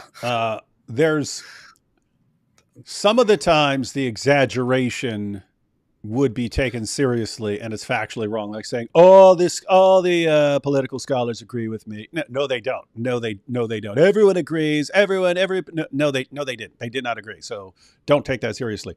But if he's saying, all he's done is help these people and you fact check it, it seems kind of that seems kind of weak because actually that's not true because it wasn't only those people. Here's a person. Here's a person. Other people. Yeah, help that person right there. So hot. You've been refuted, Donald Trump. Offer of 10,000 National Guard troops on January 6th. There's no evidence she even got such an offer. It was the president, not Pelosi, who had the power to deploy the D.C. Guard. He said Pelosi now acknowledges she turned down the troops. No, her office tells me this claim is still a lie. He said he deployed the National Guard to Minneapolis in 2020. Actually, that was the Democratic governor. He spoke of, quote, ridiculous fraud in the 2020 election. Zero evidence of any widespread fraud. He said NATO was going out of business before he took office. Completely, clearly absurd. He said the U.S. was paying 100% of NATO before he came along. The U.S. made up about 71% of NATO defense spending, not 100. He said he, not Biden, is the one who lowered insulin prices in Medicare. He did it for some seniors, but Biden did it for far more. He said Biden indicted him. Again, no evidence Biden has had a personal role in any of these four. It's this so funny is a longer listening to list. CNN fact check. What's up? But it's fine listening to CNN fact check this debate because they're like, the guy is so excited to just so angry at Trump. Yeah, I know. Executions. He said Europe takes no U.S. cars. Just not true. He spoke of food prices. Even this, when he's like, they don't take our cars, and they're interpreting this as Europe would never take in a U.S. car. And yeah, there are guys. There are plenty of legitimate things to point out. It seems like he's trying to make the list longer than it needs to because there are things on here we agree completely that was false or misleading, saying they don't take our cars, I got to make them take our cars and stuff like that. Donald Trump said you're losers, but obviously we're not always losers because we also win here and there. So this is clearly wrong. Why is he lying? Donald Trump said that there's not a single Ford automobile in the entire in any European nation, and that's false. Here's a picture of a Ford right here in Italy. Drupling under Biden. That's a wild exaggeration, though they are up. He said Biden made up the idea he called dead service members suckers and losers. No, the Atlantic magazine reported that, and then former Trump Chief of Staff John Kelly corroborated it. He said Biden called black people, quote, super predators for 10 years. Biden never once deployed that phrase, let alone for 10 years, though he did at least once speak of, quote, predators without specifying it was about black people. He said his Trump tax cut was the largest in U.S. history. Wait. They didn't add the correction here of what... I want to fact check this briefly, but so they are right. Trump said that Biden called black people super predators, and Biden indeed never called black people super predators. But I'm pretty sure, and I want to fact check that very quickly, it was actually somebody else who said that. I think that was actually Hillary Clinton. Because there's no way they should have added that to the clarification because that's a very important context here. Let's see. Riker here says Hillary said that.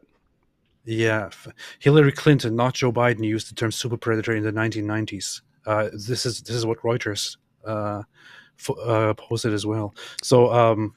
Very important context here. Why would CNN not talk about what actually happened? I mean, they should have clarified that it was Hillary Clinton who said that. That would have been funny. He said Biden says this. That's false. It was Hillary Clinton. Could have been funny, wouldn't it? Man. All right, coming to the end of the list here. Not true, though, in fairness. Biden also said this. Trump said China and others stopped buying from Iran under him. China never stopped. He revived his pet lie, I don't know how many times I've done it, that he signed the Veterans' Choice Program into law. Barack Obama did that in 2014. Trump signed an expanded version in 2018. And finally, Trump said Biden got rid of that Veterans Program. Biden has not done that. All right. That was the CNN fact check of the debate.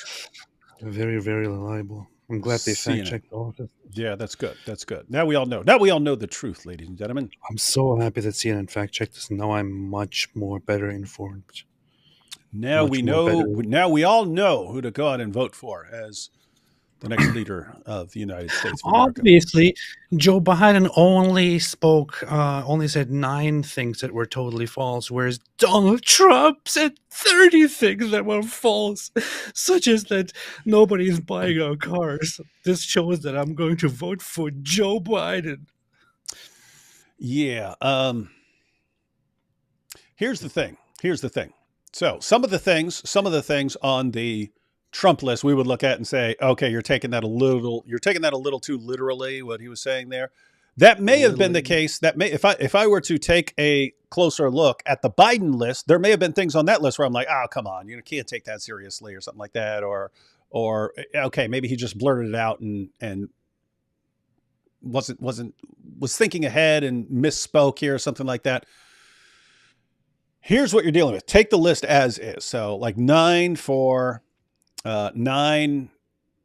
either false or misleading claims from Joe Biden, 30 for Donald Trump. If you're looking at that and saying, okay, so here's the list. Here's the list. Trump said more wrong things, but Biden seemed completely out of it and not there at all mentally. Who am I going with here? How are we in this position, man? Seriously, how are we in this position? That these are the powers that be decide, guys, you decide who your president is. It's your choice. You go out and vote. But these are your two guys. These are your two options. Pick one. Pretty creepy. The Irish people. That's what they do. All right, guys. So I have a book recommendation for everybody. Bunch of crap. I recently read this. Damascus Events. Some very important context to know about the history of Christians and others in Syria.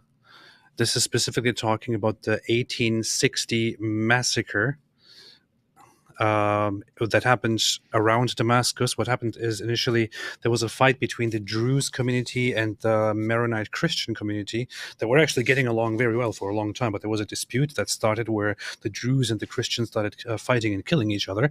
But that then spilled over to Damascus, where it was no longer between Druze and Christians, but where Muslims took over the situation and started going around and exterminating, killing all the Christians in Damascus.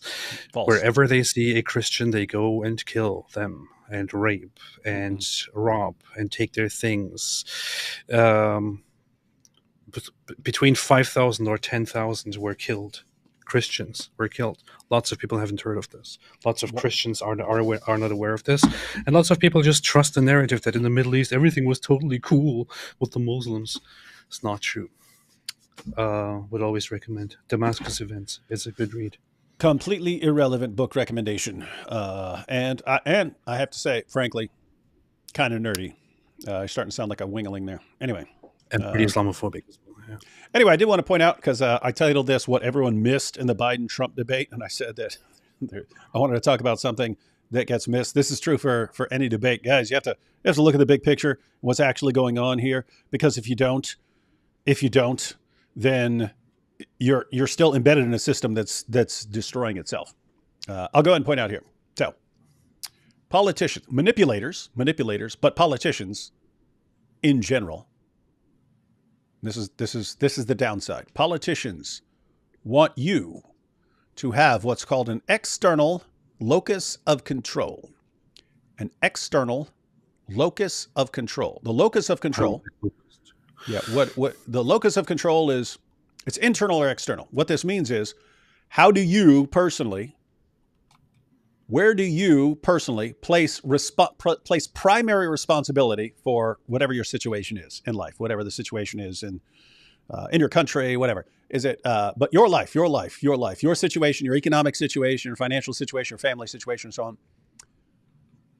What do you view as the primary cause of your situation? In other words, so here's my situation in life.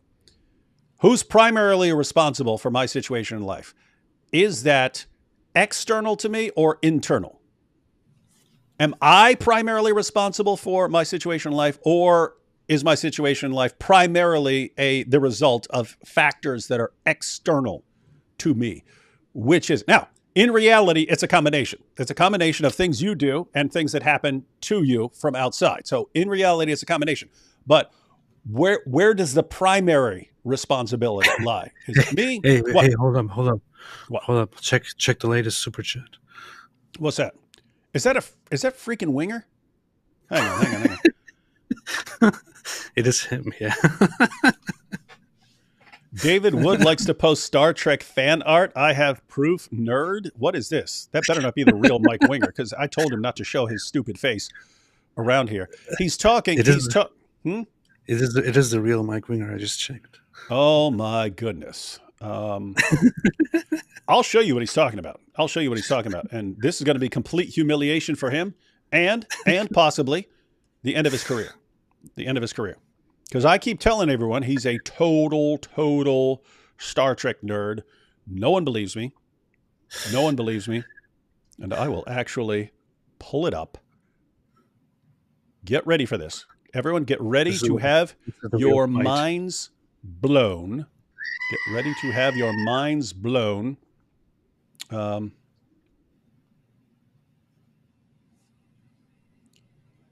This is just sad, man. I mean, it's just sad that this guy has any following whatsoever. And I would say it's kind of sick, actually. But what? What's so funny? Nothing. This is serious stuff, man. It's just like him getting his bookshelves from IKEA and having someone else put them together like a total nerd. But look at this, David. There's a time look to at this. admit that you were. Look at this. Whoa. That is the lamest, nerdiest thing I've ever seen in my entire life. And he's talking about me posting Star Trek fan art. It's picture of you that I used to expose you as being the biggest nerd on the planet. And notice, guys, notice what these guys do. I was making an important point. What did he do? He came in here and tried to derail the entire conversation. This is what they do. This is what these Star Trek nerds do. Anyway, back to what I was saying. And this is a takeaway. Wow. This is a takeaway. We would have been done right now. We would have been done by now because I was making a very simple point. Internal versus external locus of control. Where does the primary responsibility lie for your situation in life? This is your personal view. Is it mainly Did you ever eat locusts, by the way? No, but I would. Is it mainly you or is it factors outside of you? Politicians and manipulators want you to have an external locus of control, meaning that you view things outside of yourself as primarily responsible for your situation in life. Why? Because that keeps you focusing on, in order to change those things out there, I need to get other people to do things and to make these changes so that my situation is better. And that's how they keep you actually dependent on them.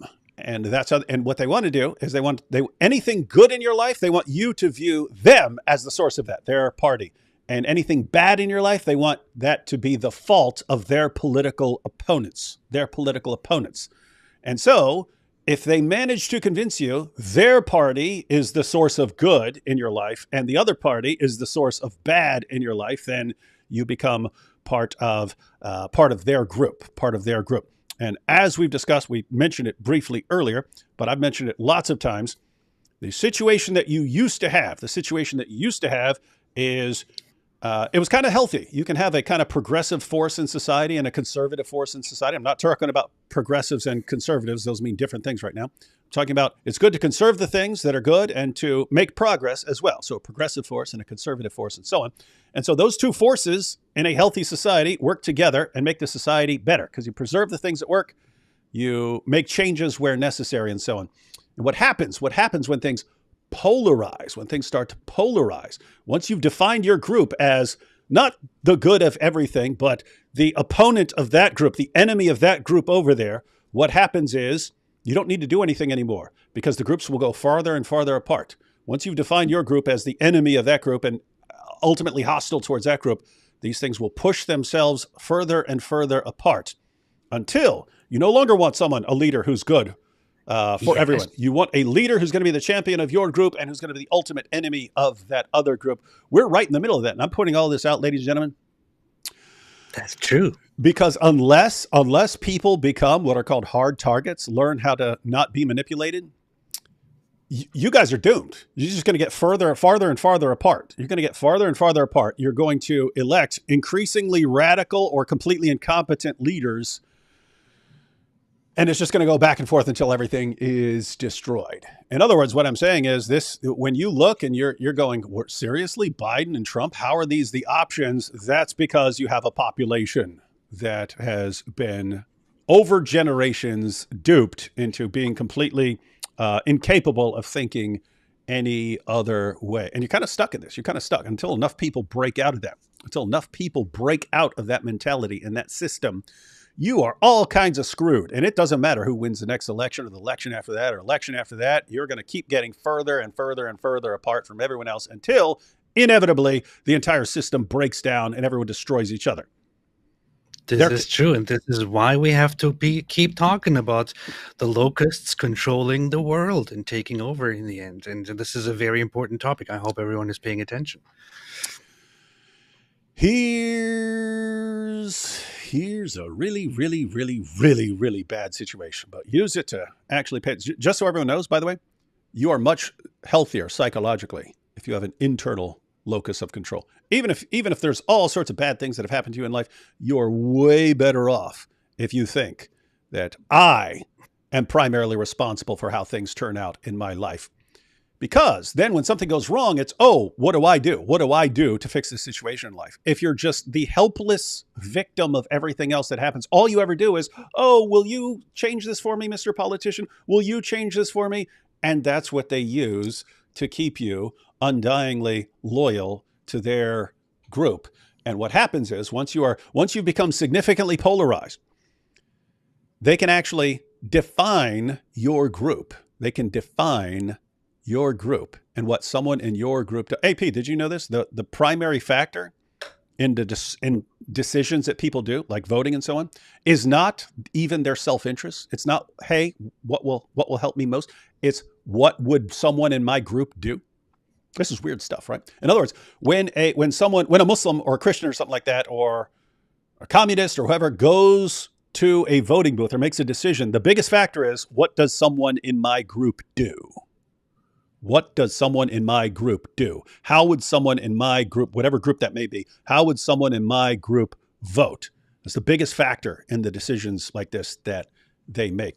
What that means is a manipulator who has made you completely loyal to their system can define someone in your group, can define what someone in your group does, and you'll do it, even if it's against your own interest, even if it's against the interests of your group. If they simply define your group, could be a race, could be a religion, whatever it is, someone in your group does this, votes this way. You can get to the point where it can be you can be absolutely destroying your group, and you'll still keep doing it. If the threat is, well, if you don't do this, then you're not really part of the group. If you don't do this, then you're not really black. If you don't do this, then you're not really Christian. If you don't do this, then you're not really whatever it may be. And so the easiest way to mass manipulate millions and millions of people is to get them to think that someone in their group has to do this, and that if you don't, you'll be expelled from the group.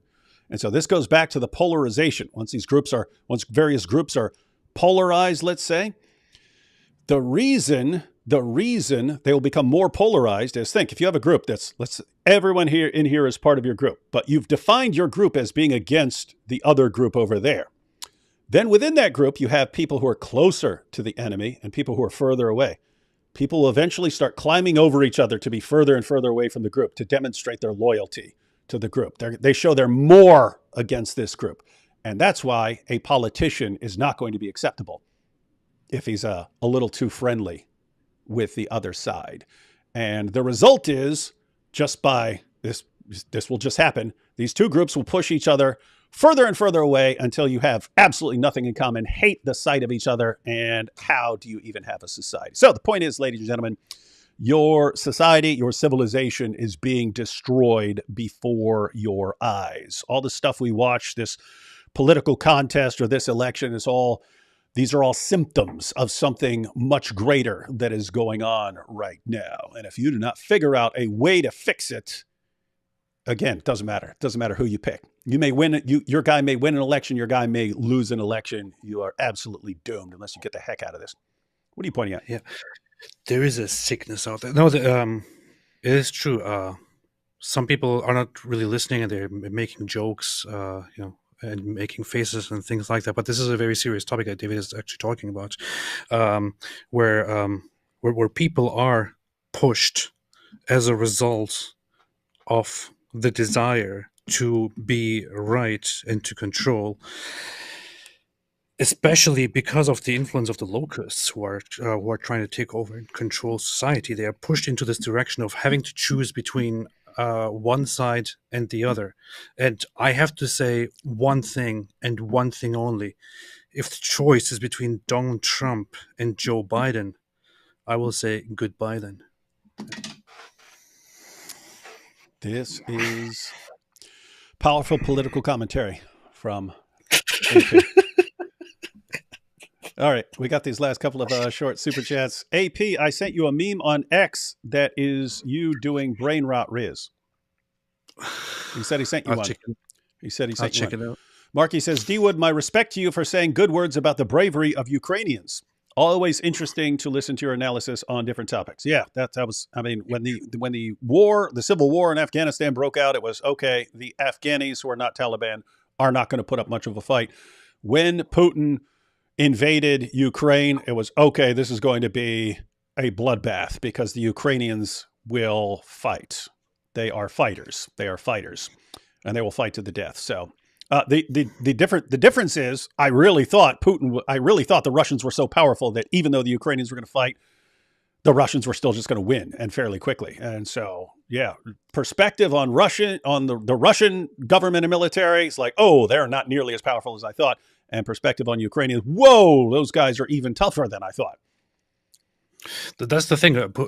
They actually thought they could be Russian through Ukraine, but they have been put in their place. And that's why we have AP here for those insightful comments. Mike Winger is the type to post on an alt as a black man. Would he do that? I don't know. He might. Yeah.